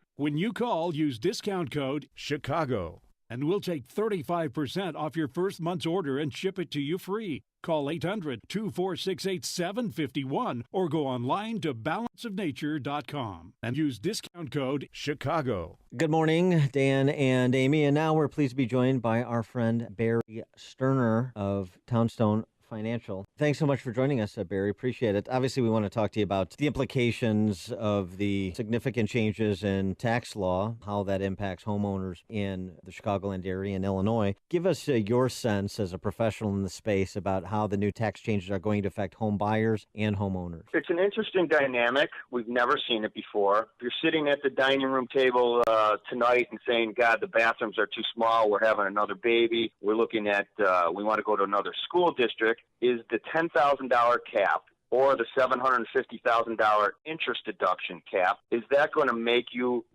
decision any different from moving? Are you going to say, I'm grandfathered in at this particular house at $750,000. If I buy another house with a mortgage of $1 million, and how many people are buying $1 million mortgage or anything over $750,000? Am I going to stay at that house because of this tax change? I highly doubt it. I just don't see it affecting most American people, most people in the state of Illinois, as much as we talked about here. I don't think that decision just goes into play when you're sitting at that dining room table. And on the $10,000 state and local tax deduction cap, that's property taxes, but you can't just look at your property tax bill. This, again, is a holistic exercise. All of the state and local tax deductions, the grand total that you've been accustomed to deduct that you can't above 10 anymore. Exactly. We're just going to have to see how housing's affected by it. I'm of the opinion, I don't think you're going to see some mass exodus of people selling their houses or buying new or not buying new houses because of this new tax bill. He has Barry Sterner providing the advice and counsel, expert advice and counsel, as he always does. Barry Sterner of Townstone Financial. Barry, thanks for joining us. Appreciate your insights as always. Great. I appreciate it, Dan. That was Barry Sterner. You can reach him at 312-896-2111, 312-896-2111, or online at townstone.com. This is Michael David from Seattle. I'm 51 years old. old, and 6 months ago, I started taking Andro 400 to increase my testosterone. Since then, I've lost 35 pounds of fat, and my waist went from size 38 to size 32. I have more energy, and I look and feel 20 years younger. And now my wife tells me I have to take Andro 400. Hi, this is Ron Johnson from Utah. After 10 weeks of taking Andro 400, I lost 13 pounds and my waist went from 36 to 33. That was 8 years ago. I continue to take Andro 400 and I've maintained my weight at 172. Gained muscle and energy. I'm 63 now and feel better than I have in 30 years. Andro 400, the natural way to increase testosterone, lose belly fat, gain energy, and feel great. Try Andro 400, the safe, effective, affordable way to boost your testosterone. Go to andro400.com or call 888-400-0435. 888-400-0435. AM 560, The Answer. Come on, let me tweet it. Coming up on Chicago's Morning Answer. We're going to talk to famed FBI profiler James Fitzgerald. He's the guy who cracked the Unabomber case, about that Nunez memo and the culture at FBI. That'll be at 8:08. And later, infighting, the Illinois Republican chairman wants Jeannie Ives to take one of her ads down. Who is behind it? What does it all mean? We'll have that story. But first, let's go into the newsroom. Here's Mike Scott. Eagles flying high after a Super Bowl win. Fox with the latest on that developing story. Following weekend snow, more snow expected this afternoon. Task force formed to fight carjackings in the city of Chicago, and 4 dead in weekend shootings as Chicago police investigate. Fighting Illini fall at number 18 Ohio State, and a cloudy and frigid day ahead. WINT, Chicago News Time, 8 o'clock. He says he enjoys the Democrat attacks. I'm Dave Anthony, Fox News. Republican Congressman Devin Nunes chairs the House Intelligence Committee. A year ago, they were claiming that they had more than circumstantial evidence of collusion, of Trump colluding with Russians. But they keep coming up with goose eggs. They have nothing. Nunes led the effort to put out a Republican memo detailing alleged abuse of government surveillance targeting an ex-Trump campaign official. Democrats dispute that. They're trying to get their own memo out. The president tweeted harsh words at the top Democrat on that committee. Fox's John Decker live at the White House. Adam Schiff, the top Democrat on the House Intel Committee on ABC, criticized the decision to release a Republican-authored memo that alleges abuses by the FBI. The goal here is to undermine the FBI, discredit the FBI, discredit the Mueller investigation, do the president's bidding. The president firing back in a tweet this morning, writing, "Little Adam Schiff, who is desperate to run for higher office as one of the biggest liars and leakers in Washington, must be stopped," he wrote. Congressional Democrats on the committee are expected to push for a vote today to release their memo rebutting allegations of FBI surveillance abuses. Dave? John, they partied all night in Philadelphia, celebrating something fans have never seen, an Eagles Super Bowl win. Fox's Jared Max was at the big game, now live in Minnesota. The last time the Eagles were champions of the NFL was December 1960. This is why last night's celebration was so intense in Philadelphia. Underdogs in all 3 playoff games this year, the Eagles defied the odds. They beat the defending champion Patriots 41-33 last night. Quarterback Nick Foles, the MVP, 373 passing yards, 3 TD passes, and even a touchdown catch. I mean, just to be in this moment, unbelievable. In the other locker room, Patriots tight end Rob Gronkowski hinted at possible retirement, and Tom Brady, who at age 40 set an NFL record for the most passing yards in any playoff game with 505, said, Fox News, Farron. In Chicago, 1 degree below zero. Mostly sunny skies this morning, but we will have clouds this afternoon and more accumulating snow on the way. Good morning. I'm Mike Scott. On AM 560, The Answer, Chicago Elections Board says there's going to be big delays for early voting. It was set to begin this week. The delay affects Chicago and the Cook County suburbs because of unresolved challenges to candidacies. More information will be released later today. More snow expected for Chicago today. The National Weather Service predicting 3 to 6 inches for the city and the rest of northern Illinois from about noontime until midnight. 4 are dead after weekend gun violence in the city of Chicago. Police have ID'd 2 victims, one as Earl Smith, reportedly shot in the South Shore neighborhood, and Beatrice Jones, apparently shot in a domestic disturbance in the Southside's Gresham neighborhood. A brand new law enforcement task force is being announced to help combat carjackings in the city. Superintendent Eddie Johnson saying Chicago police will lead that effort. 3 teens were arrested over the weekend for an attempted carjacking in Streeterville. A suburban man who is admitted Holocaust deniers poised to be on the ballot for a congressional seat in the November general election. Arthur Jones of Lyons is a candidate for the 3rd congressional district seat.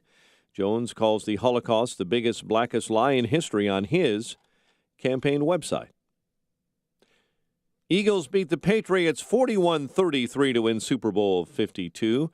At that event, Bears linebacker Brian Urlacher was named as a member of the 2018 Pro Football Hall of Fame class. On the Big Ten hardcourt on Sunday, Fighting Illini lost to number 18 Ohio State, 75-67. The news service of Staples. Staples has low prices on the organizational solutions that your business needs to clear the clutter and focus on the job at hand this year, like banker's boxes, file folders, and storage bins. Less mess equals more success. Visit Staples.com for more. Staples, it's pro time. 8:04, time for the AM 560 Business Beat from the Fox Business Network and a service of Turnkey.pro. Here's Jenny Casola. From the Fox Business Network, futures are pointing to another sell-off on Wall Street after Friday's decline. Investors are believed to be concerned about the Federal Reserve stepping up its program to raise interest rates following Friday's strong job report and wage increases for employees. But Christopher Bedford, editor of the Daily Caller, believes this will not be a bad year for U.S. businesses. This looks to me more of a minor, a correction, a necessary correction, and with the tax rate down as much as it is, with the new Republican tax plan coming in, it's hard to see how this couldn't be a healthy year for the U.S. economy. The new Fed Chair Jerome Powell is sworn in today. Powell has been a Fed board member since 2012. Porsche is stepping up its investment in hybrids and electric cars. It plans to spend nearly $7.5 billion by 2022. With the Fox Business Report, I'm Ginny Cosola. 8:05, a check of traffic and weather on the way next on AM 560. Larry Elder is frustrated with Congress. All Republicans voted the same way. Therefore, they need to have 9 votes from you guys, from the Democrats. So how can you say the Republicans shut down the government? When all Republicans voted to keep the government open, they couldn't get 9 Democrats to agree. Is this thing on? I don't think this thing is on. When you don't need a single vote from the other side, that's when you're in control. The Larry Elder Show, weeknights at 7, right before Jay Sekulow at 9 on AM 560. The Answer. Shoot Point Blank is Chicago's leading shooting range and firearms store. Featuring 20 climate-controlled shooting lanes, complete retail store, and firearm education classes for all experience levels. Whether you're a new or expert shooter, now you can experience the Shoot Point Blank difference and see for yourself why so many people are talking about Shoot Point Blank. I can tell you, I was impressed as soon as I walked through the door. The employees were really helpful, very patient, and knowledgeable, too. My wife and I had a wonderful experience. We felt very comfortable and informed. Brett was very friendly and respectful, and he answered all my questions. Because I'm new to pistols, I'm grateful he was patient and helped me decide what to buy for my new firearm. For a huge selection of new and used firearms, ammo, and state-of-the-art indoor shooting range, visit them in Hodgkins, Mokina, Naperville, or Merrillville. Or check out shootpointblank.com. Experience the difference. Shoot Point Blank. All money managers may seem pretty much the same. But while some money managers may recommend high-commission investment products, Fisher Investments avoids them.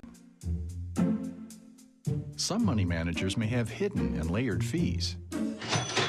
Fisher Investments never does.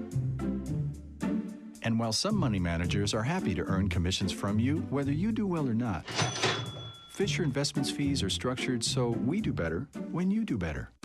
In other words, we're structured to be on your side. Maybe that's why most of our clients come to us from other money managers. Talk with us and find out why so many experienced investors are switching to and staying with Fisher Investments. Fisher Investments, clearly better money management. Investments in securities involve the risk of loss. Visit us at FisherInvestments.com to find out what we can do for you.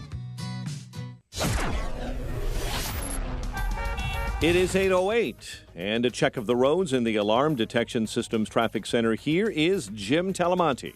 Thanks, Mike. I-80 westbound. It's jammed Kedzie to Ridgeland to the spin out of the right shoulder. Eastbound Gapers delay from 88th Avenue to Ridgeland Avenue. Southbound 53, slow Rand to Kirchhoff, and it's very heavy Devon to 355. Northbound Veterans Memorial, slow 75th to Reagan Tollway. The Army Trail toll to 290.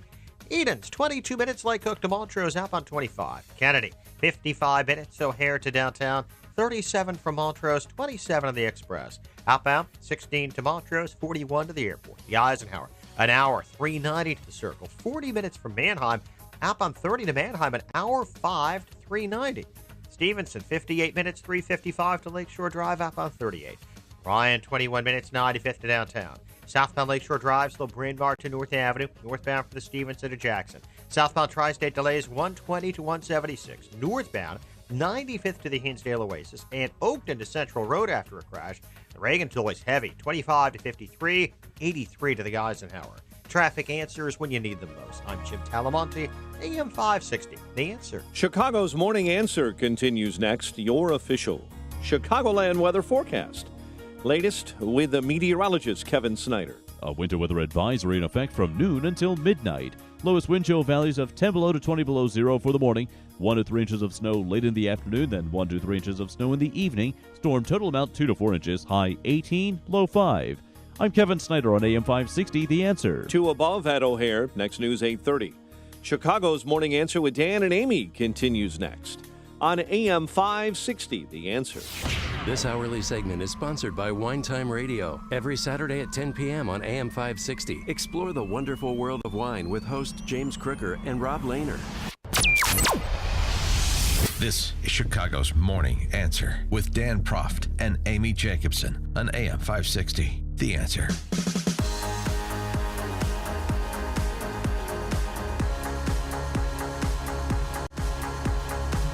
Good morning, Dan and Amy. There have been some remarkable statements made over the weekend in response to the release of the Nunes memo. We just discussed a couple of them with Matt Continetti from the Washington Free Beacon last hour. Adam Schiff suggesting that the release of this memo will prevent us from preventing the next Oklahoma City bombing. Yeah, because no one's going to want to snitch on their neighbor because their name might be released. I didn't get that when I read the memo. Did you? Jim Comey's tweet with continuing to grind his axe. And then there's this statement from Philip Mudd, who we've had on the show before. He's a CNN national security analyst, former CIA counterterrorism official. Listen to this.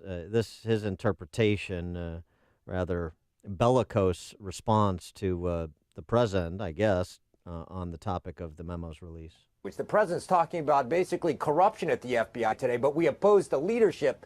The workforce is going to look at this and say, this is an attack on our ability to conduct an investigation with integrity. There's hundreds of agents and analysts working on this investigation. It's not just Christopher Wray, the FBI director. So the FBI people, I'm going to tell you, are ticked. And they're going to be saying, I guarantee it, you think you can push us off this because you can try to intimidate the director? You better think again, Mr. President. You've been around for 13 months. We've been around since 1908. I know how this game is going to be played. We're going to win. We're going to win? We're going to win? Win what? I think that's an interpretation that extends beyond the four corners of the issue of the memo, number one. Number two, oh, by the way, Mr. Mudd, you've had the aforesaid Christopher Wray ask for and receive the deputy director's resignation. Do the rank and file, do they respond positively to the controversy surrounding Lisa Page and Peter Strzok? Is that something that makes them angry? Or do they rally to the defense of the conduct that has been unearthed among senior officials at the FBI? As well as, I guess, actually, I would call Strzok and Page senior officials at the FBI. They both had important positions, have important positions. For more on this topic of the memo, the culture at FBI, maybe perhaps some insights into the reaction per what Mr. Mudd had to say. We're pleased to be joined again by James Fitzgerald. He is the famed criminal profiler who cracked the Unabomber case. By the way, if you haven't seen Manhunt on Netflix, This is about the Unabomber case. Sam Worthington plays James Fitzgerald. Paul Bettany plays Ted Kaczynski. I mean, it is an excellent series. It is riveting. It really, really enjoyable. It gets a lot of details that certainly I had forgotten since all these years passed. He's also a consultant for the TV show Criminal Minds and the author of the book, A Journey to the Center of the Mind. We're pleased to be joined by retired FBI Special Agent James Fitzgerald. Thank you for joining us again. Appreciate it. Good morning, Dan. Great to be with you guys again. So how did you, I guess, react to both the release of the memo and then some of the reactions to the memo? Where do you fall on this? Well, I believe the memo had to be released. I believe there's too much going on at FBI HQ, the 7th floor. We used to call it the Puzzle Palace for a reason. When I was there, most agents did their best to avoid any sort of a stint at headquarters. Most people don't join the FBI to, be high-ranking bosses dealing with politicians, et cetera. You go in there to arrest bad guys. Mm-hmm. But when all of this slowly started morphing, the information happening about Carter Page and who's being surveilled and who's being wiretapped, I knew just something inherently wasn't right here. As a young agent in the academy in Quantico and years later in service trainings, whatever, we would just know if there was any sort of a investigation involving the mayor of your town or the governor of the state or any politician, even a local politician, lower level. These are handled with the most sensitive kid gloves, if you will, and approvals had to go to the very top to interview people around them or certainly set up wiretaps or surveillances of political people. And that's for a reason. We have a constitutional republic, and we have to keep these types of checks and balances in place. But something went wrong in the last, 18 months, 2 years in terms of this campaign, this election cycle, and people took advantage of the situation and did things they shouldn't have done. And I'm glad there is some level of transparency coming out now, and I'm hoping there's more memos to come, quite frankly. But, so the FBI used information paid for by the Democrats to spy on a Trump advisor. When you heard that, were you disappointed? Did a little bit of you die inside? Well, I had to hear the legitimacy of it. Okay, is there something here? Is there a there? And quite frankly, I haven't heard that yet. This guy, Carter Page, is still walking the streets. He's a military academy graduate, and he has apparently some business dealings with Russians. Well, okay, so what? Many people do.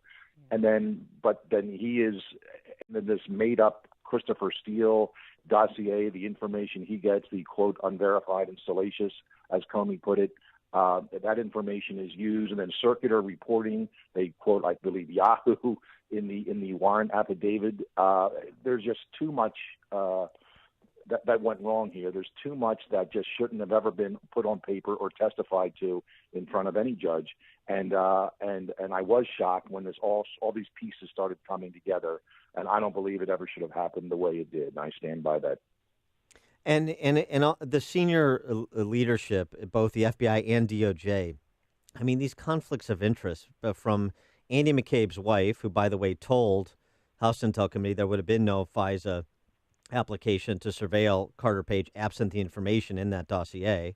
So it kind of concedes that, yes, it was one piece of information, but we wouldn't have moved forward without it. So it was the critical piece, according to McCabe. But the conflicts with his wife, Bruce Orr's wife, number 3 at Justice, who worked for Fusion GPS, how can the American people have confidence in the integrity of the senior level officials at both Justice and FBI, who we rely on? Their integrity is integral to the operation of these agencies and to the legitimacy these agencies have in the American public's mind. And these conflicts alone, in addition to material actions they took and now things that they've said we're learning, do you worry that kind of the tarnishing of both brands may be unrecoverable? Well, years ago, someone came up with FBI, also meaning fidelity, bravery, and integrity. And certainly the integrity part here, among a very few at the top, and I want to emphasize that. I know people are repeating this. but I stand by because I was in the FBI. 99.9% of the agents, analysts, other employees are straight as arrows, and they wear, horse blinders. Just, give me the evidence. I work from there. There was a corrupt cabal that somehow metastasized at the top of the FBI, 6, 8, 15 people, who knows the exact amount, and they took advantage of this situation for their own ideological and philosophical purposes. Now, I say that, but I, don't think that some of these people, including Comey, didn't think they would also benefit somehow out of this in terms of their careers. Did Comey see a Supreme Court seat down the line for himself? Did McCabe see himself as one of the first insiders ever to be appointed as director of the FBI? As most people know, and your listeners know, very few agents, no agent has ever made it to the top of the FBI. Louis Freeh had to quit the FBI, become a judge, and then they appointed him. So was there some kind of a quid pro quo that was even, implicit that, hey, we go easy on Hillary Clinton, we can get on the top here? I'll tell you what is happening, though.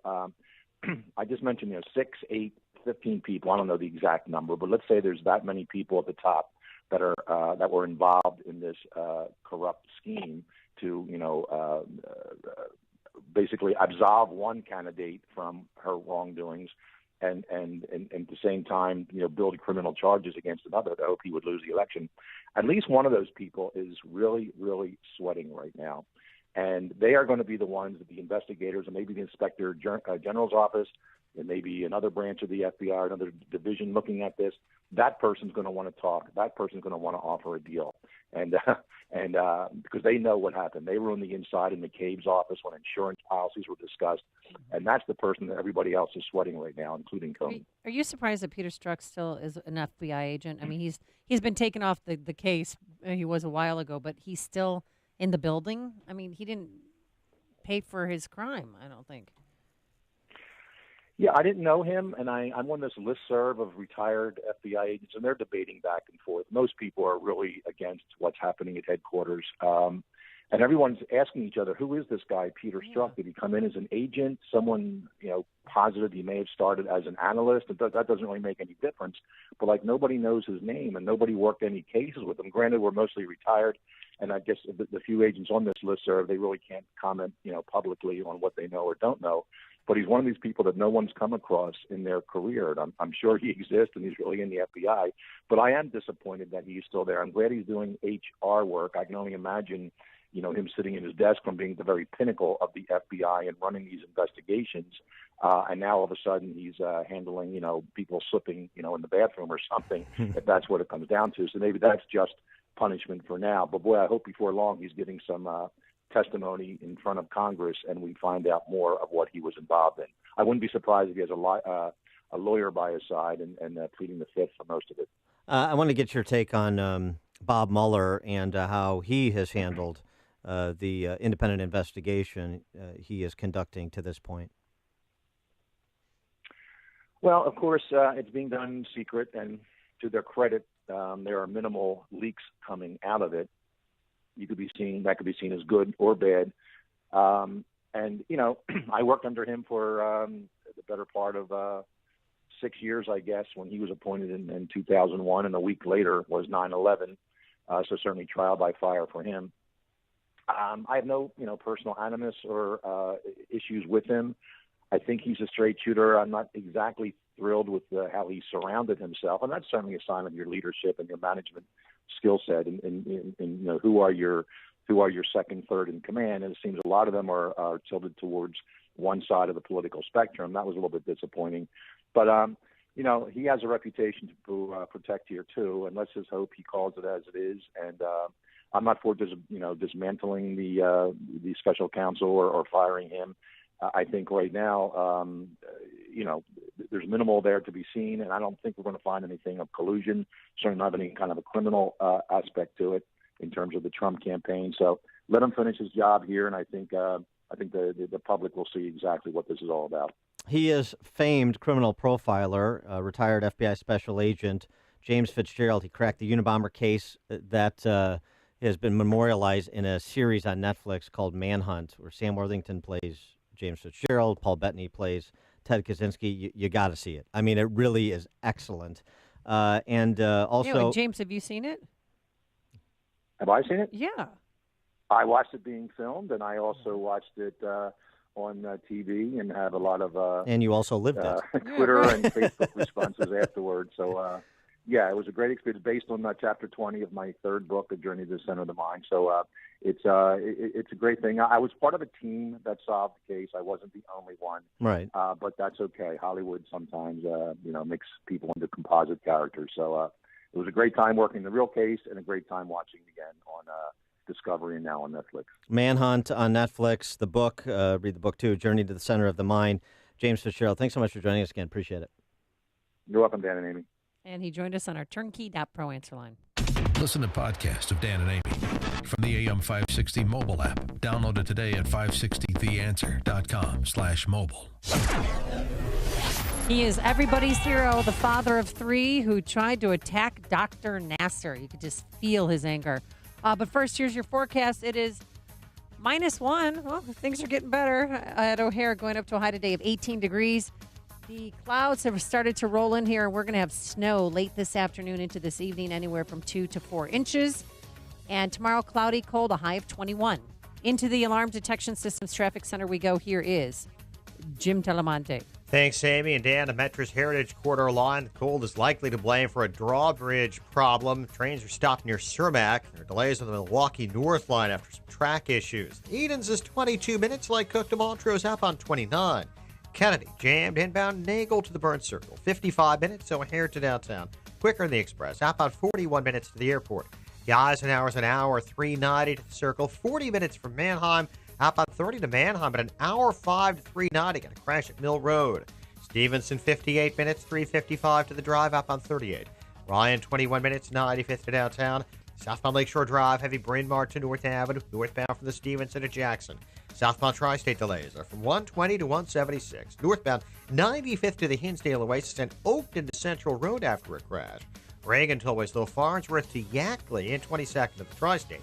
Veterans Memorial out into the Reagan Tollway. The Army Trail toll to 290. Eastbound I-80 has delays. Westbound crashes at Ridgeland and near Hobolt. I'm Jim Talamonte in the Alarm Detection Systems Traffic Center. True story. So I urged one of my family members to call CertaPro Painters. He didn't do it, and that painting crew had to come back 3 times to fix their awful, sloppy mistakes, even paint on the floor, if you can believe it.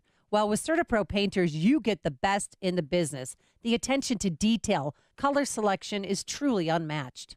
And now is the perfect time to get the interior of your home or business painted. The lower humidity provides an ideal environment for great coverage and quick drying times. They use fine quality paints with 0 or low VOCs, very little to no odor during application.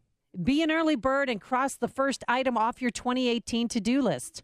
It's also the perfect time to spruce up your commercial property. Remember, each CertaPro Painter's business is independently owned and operated, so schedule your free estimate online at CertaPro.com or call 1-800-GO-CERTA. That's CERTA with the C. CertaPro Painters, we do painting, you do life. What interest rate would you rather pay on your credit card debt? 17% or less than 6% APR? The answer is obvious, Lightstream. Because with Lightstream, you may be able to consolidate credit card debt and dramatically cut your interest rate to as low as 5.49% APR with AutoPay. Plus, radio listeners get an additional rate discount. Just go to lightstream.com/news. With average interest rates on credit card debt at 17% APR, Lightstream could save you thousands in interest. And because Lightstream is a division of SunTrust Bank, one of the nation's largest and strongest financial institutions, you can have complete peace of mind. The application takes just minutes, and there are no fees and no pressure. Just lower rates, one low fixed monthly payment, and huge savings. So if you have good to excellent credit, apply today and get a special interest rate discount when you go to lightstream.com/news. That's lightstream.com/news. Lightstream.com/news. Subject to credit approval. Rates include 0.5% autopay discount available only when you select autopay prior to loan funding. Terms and conditions apply and offers are subject to change without notice. Visit lightstream.com for important information about limits on Lightstream loans. Did you know that studies have shown that we need over 10 servings of fruits and veggies every single day?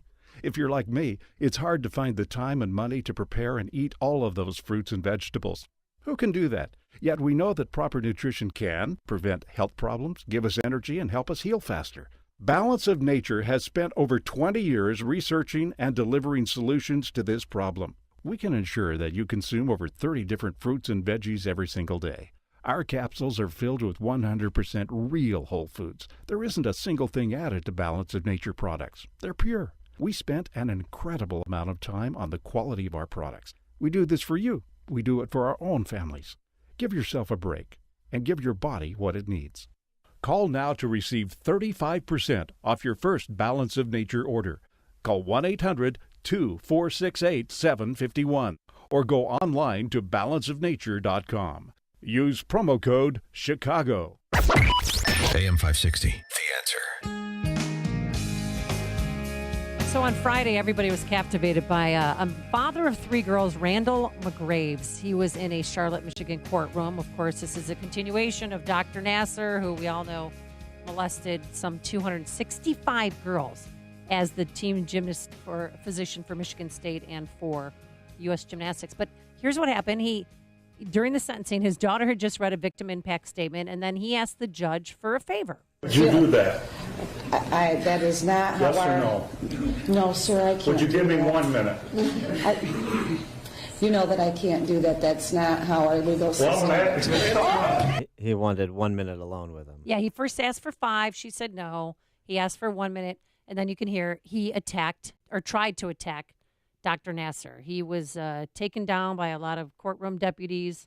One of the attorneys was forcing him down, and I was so worried that he was going to be charged with a crime, but he came back into the courtroom about a half hour later and apologized. I knew they were going to read a statement.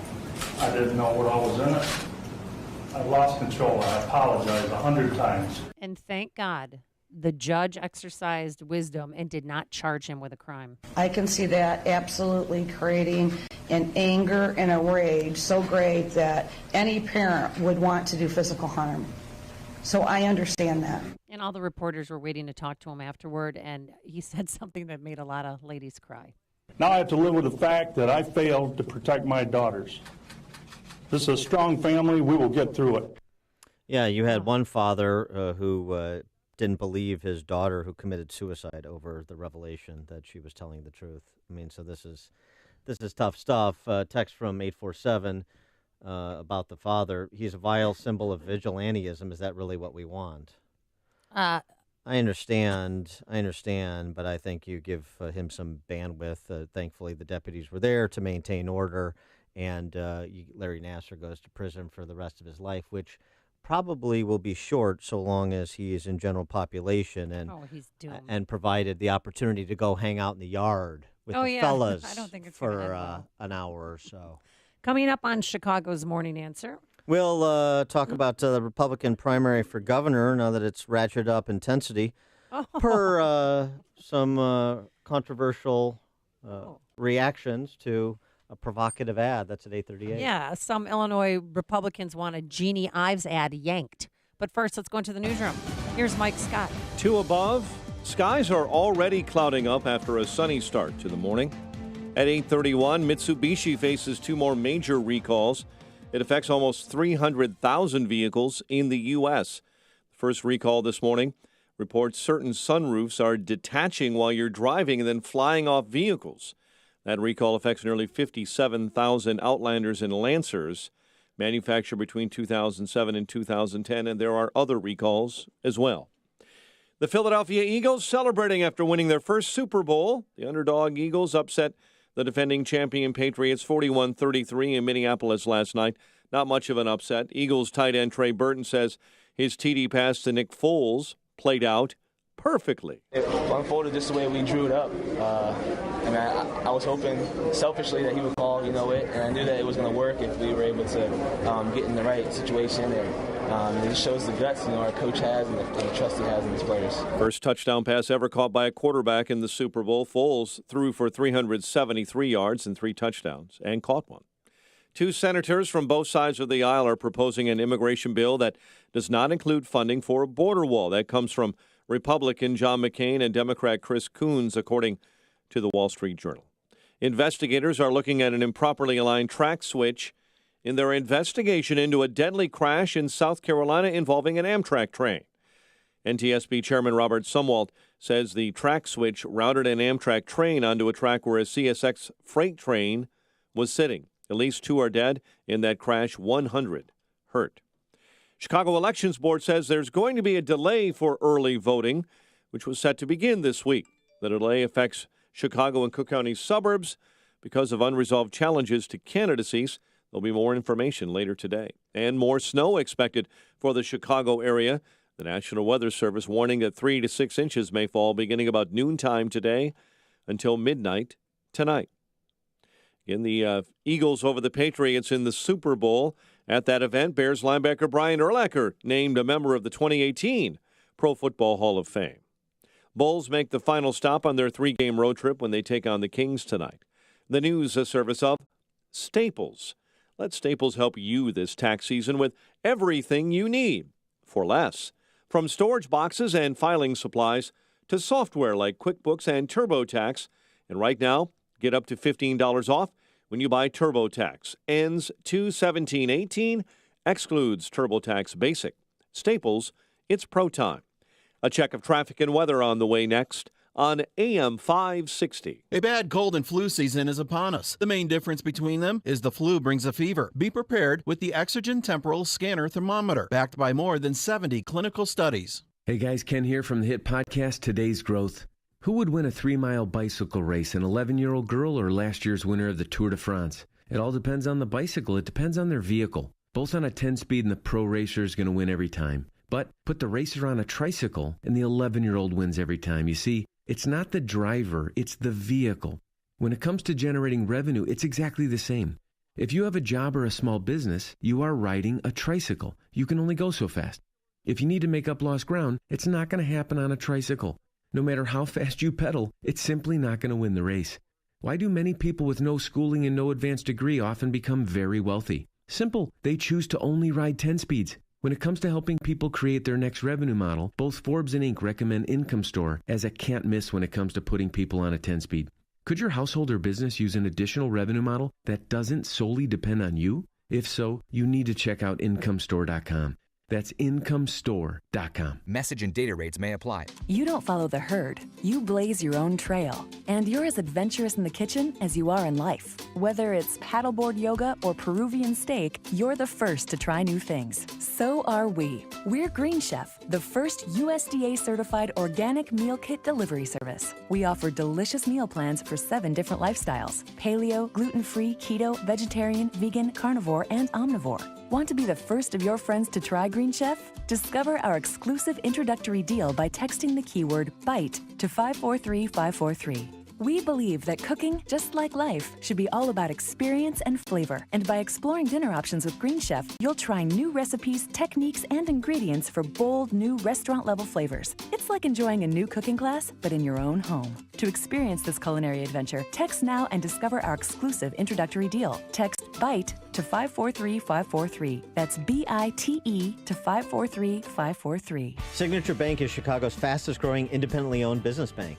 It's a bank where relationships still matter. Signature Bank knows your name and your story. I'm Dan Proft, and I know this because Signature Bank is my business bank. I'm Jerry Kerrigan, one of the owners of F.J. Kerrigan Plumbing Company, a third-generation family-run business. Our trusted longtime accountant referred us to Signature Bank, and we've never been happier. On one of our first meetings, Signature Bank CEO Mick O'Rourke said, "You worry about running the business, and we'll take care of everything else." Since that initial meeting, Signature Bank has lived up to every promise they've made. The decision-making is local, the staff is consistent, and the service is outstanding. F.J. Kerrigan Plumbing understands the value of long-term customer relationships, and we plan to be a customer of Signature Bank for a long time to come. Signature Bank is looking for their next success story. To learn more about turning your business vision into reality, visit signaturebank.bank. Signature Bank, helping local businesses succeed.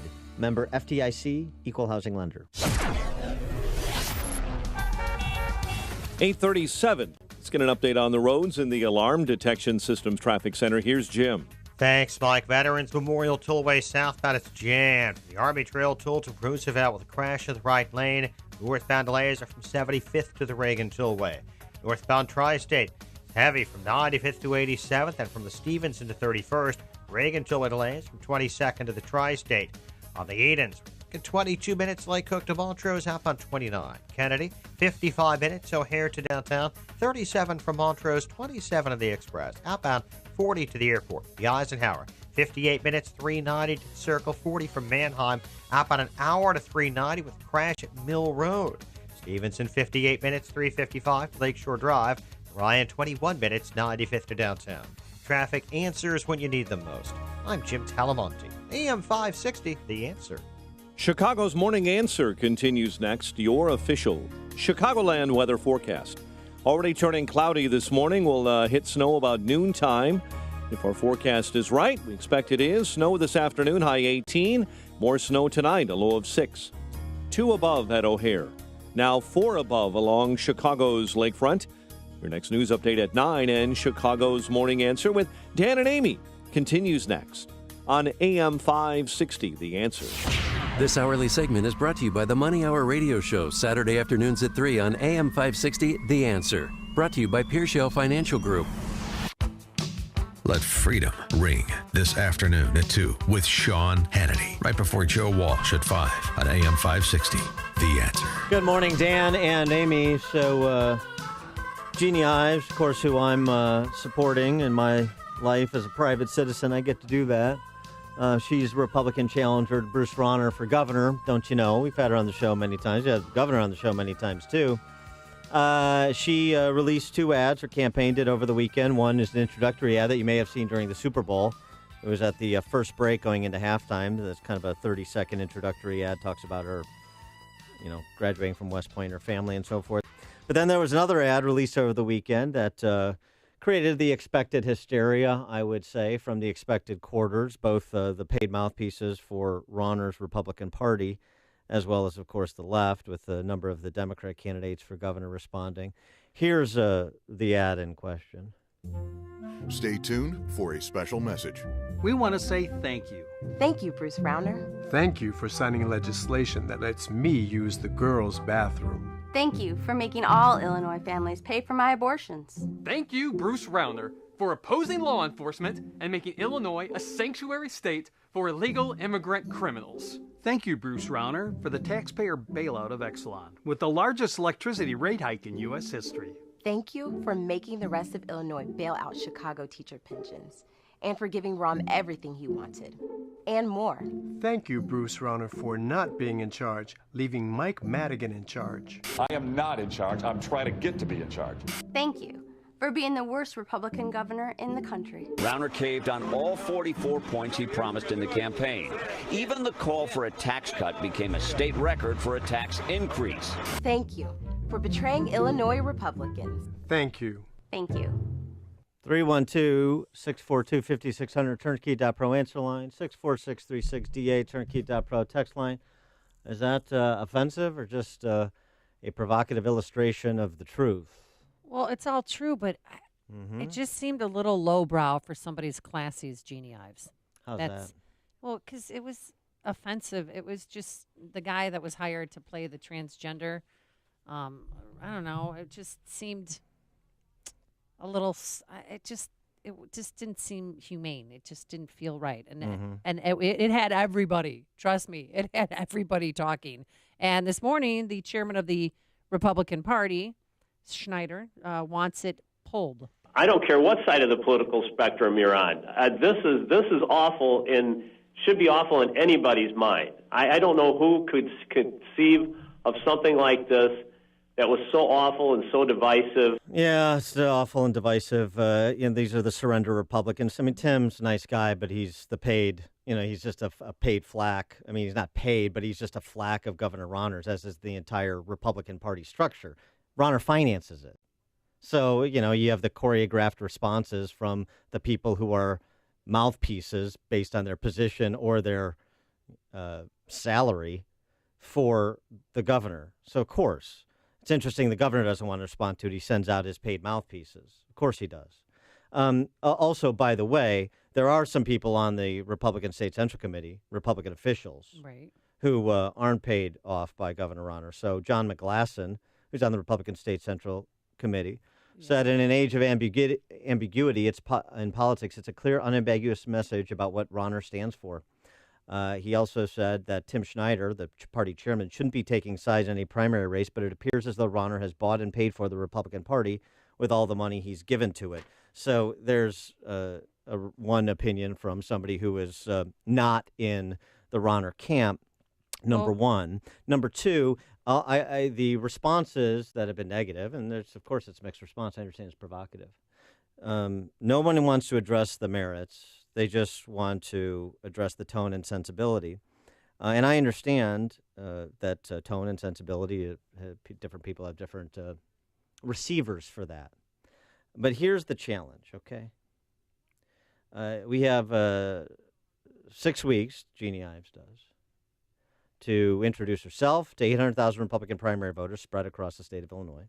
Yeah, well, less than that because absentee ballots go out, or early voting, I should say, begins on Friday, right? February 8th, although Mike Scott was reporting it might be delayed by a couple days. But, yeah, basically you're right. So you have 6 weeks to So 6 weeks a big to giant. introduce her, to educate people on Ronner's record who are unfamiliar with component parts of it, just how extreme it is, and how the only thing that the guy who said he had no social agenda had was a social agenda. By the way, in that ad, you also hear a mix of economic issues, the Exelon bailout, the CPS bailout, in addition to some of the moral issues, sanctuary state, taxpayer funding of abortion all 9 months, and then men in the women's bathroom and locker room, which are real issues that are happening in school districts in this state and around the country. Those are real issues that are happening. And so she has to do all that and clarify the choice to that many people against a guy who's got $100 million worth of branding and 3 years as governor. And so, it's a challenging marketing campaign to do. The point it was more provocative than any commercial I saw during the Super Bowl. Well, people are talking about it. I understand. At first, I watched Friday and I fell off my couch and went, Obviously it's a parody on Governor Ronner's thank you Mike Madigan ad that he did with other Midwestern governors. And it highlights his democratic values as a Republican governor. Well, and also, could it be more interesting? You had Governor Ronner, a platinum sponsor of the Equality Illinois banquet on Saturday night, where he attended with Rahm and Terry Cosgrove, the pro-abort head of Personal PAC. Right. No social agenda. It's also a character issue. Ronner has lied about who he is and what he said he would do, and he continues to perpetuate that lie, as evidenced by what happened Saturday night. So I'm sorry if people are uncomfortable with these issues, but they're the truth. They need to be confronted. And the Republican Party's customary turn tail and run from everything that is difficult is why we're the super minority party in the state and have been for a long time. Well, on Saturday, everybody was clamoring to get the governor's reaction to this ad. And he was the keynote speaker and kind of danced around it. Diane and I believe that fairness is in the DNA of the state of Illinois. The proof of that is your work. And then he wrote a $25,000 check. Mm-hmm. Orwell once said that if liberty means anything at all, it means the right to tell people what they don't want to hear. And so some people don't want to hear the truth of the policy positions that Ronner's taken. Some Republicans don't. Certainly those beholden to him don't. It's the truth. I'm sorry, it's the truth. It's the truth. Jeannie Ives was a supporter of Ronner out of the gate. I was a supporter of Ronner out of the gate. So were most of Jeannie Ives' donors and most of the Republican Party and the legislators who've abandoned Bruce Ronner to support Jeannie Ives, because time after time, Ronner has betrayed and ridiculed the party platform positions of the Republican Party, which apparently those who are beholden to Ronner don't care about. They just care about being beholden to Ronner. Just to put a fine point on this, sanctuary state. Ronner signed it. Only 6 of 73 Republicans in the General Assembly voted for it. Jeannie Ives voted no. HB 40, 0 of 73 Republicans in the General Assembly voted for taxpayer funding of abortion all 9 months. Ronner signed it.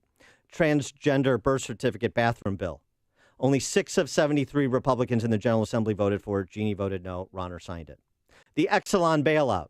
Only 24 of 73 Republican legislators voted for it. Jeannie voted no. Ronner signed it. Supermajorities of Republican legislators representing supermajorities of Republican primary voters opposed this agenda, and Ronner threw in with the cultural Marxists and the social justice warriors anyway. And I'm sorry if that's a message that people don't want to receive, but it's the truth, and that's, I suppose, what distinguishes Jeannie Ives from Bruce Ronner. Pat in Lockport, you're on Chicago's Morning Answer. Yeah, I just want to say that I think that ad is absolutely 100% spot on. There is not one lie in that ad. And people need to know the truth about Rauner. He's the spineless liar.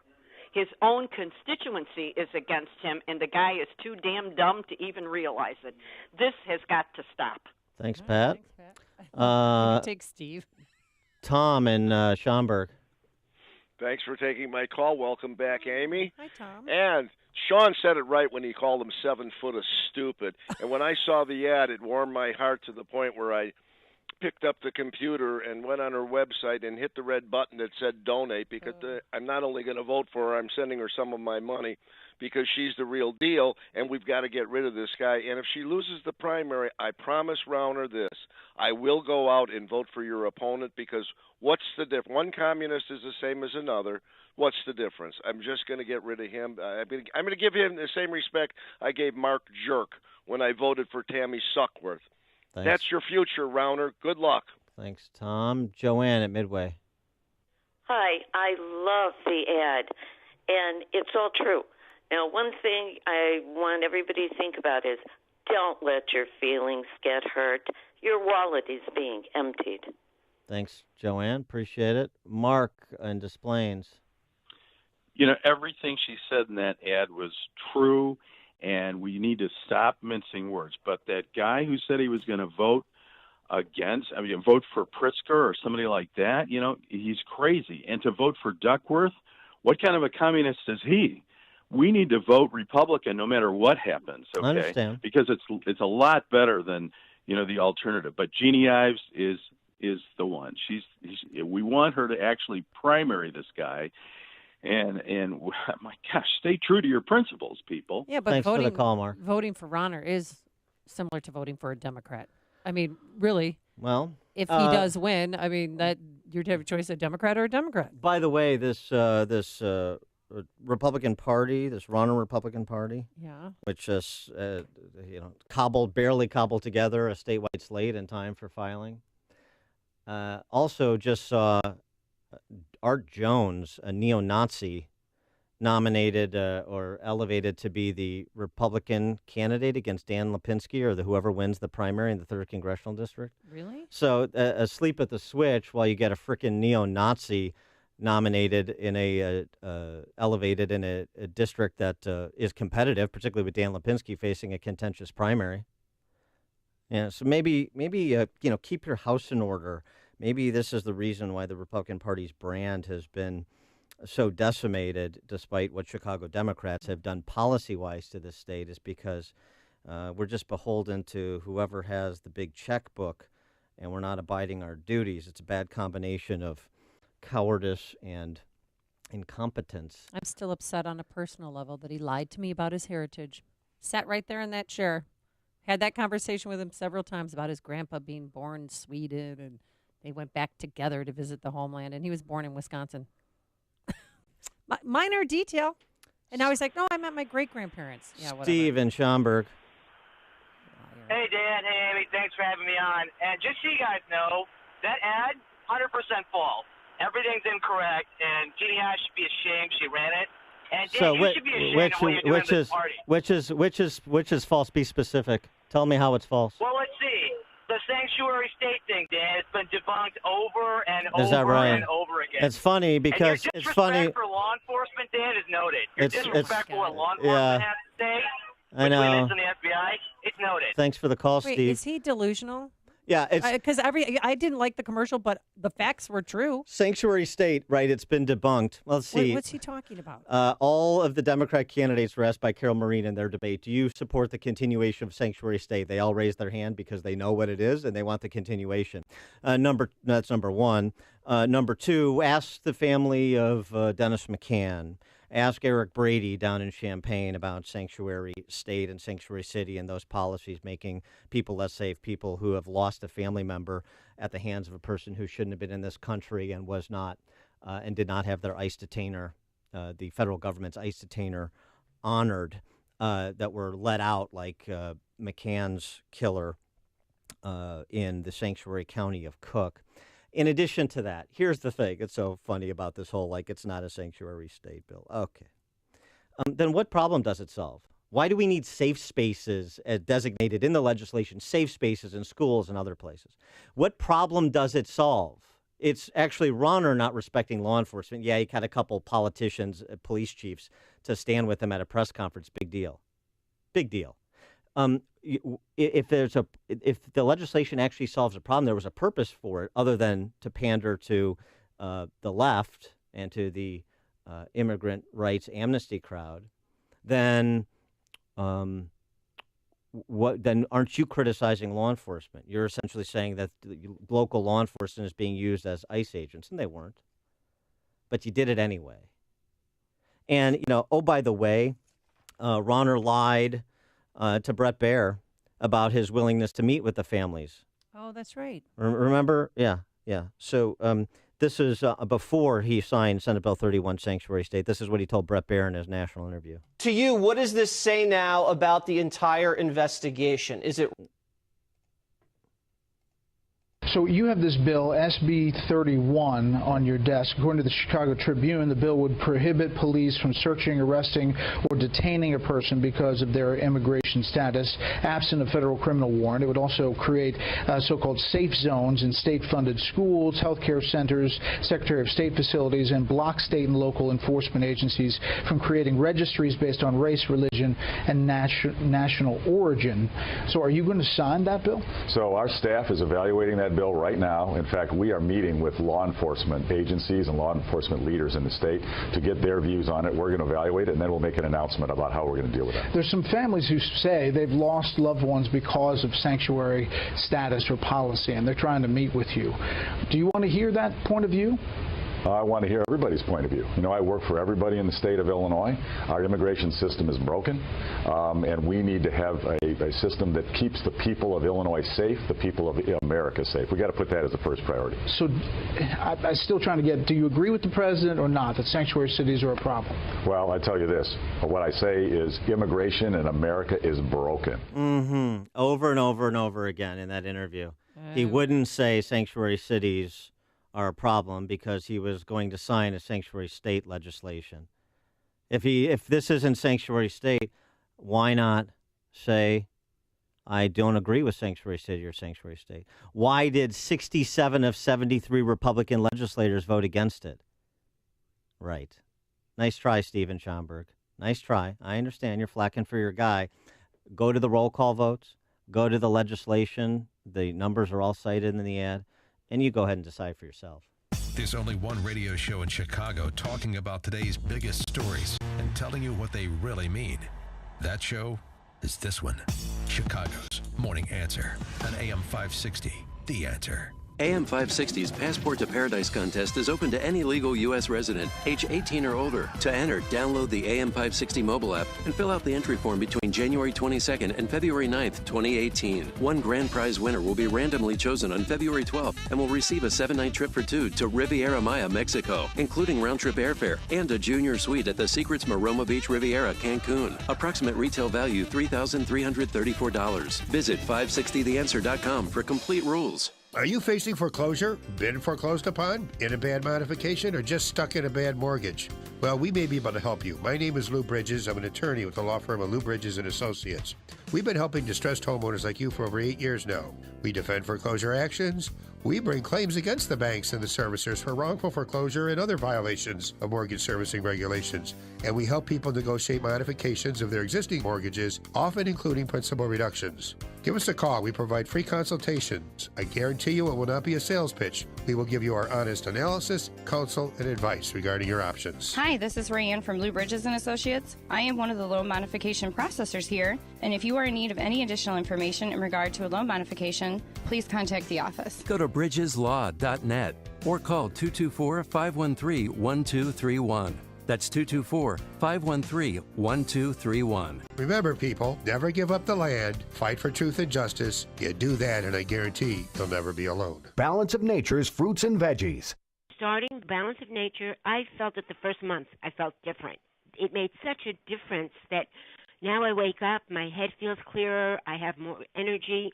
Very rarely does my body cramp up anymore. It's the best thing it's just amazing. I don't know what to say. I just would not be what I am today if I didn't start Balance of Nature. I plan on taking this the rest of my life because until I started taking your stuff, I never took as many fruits and vegetables in a day as I get through you guys.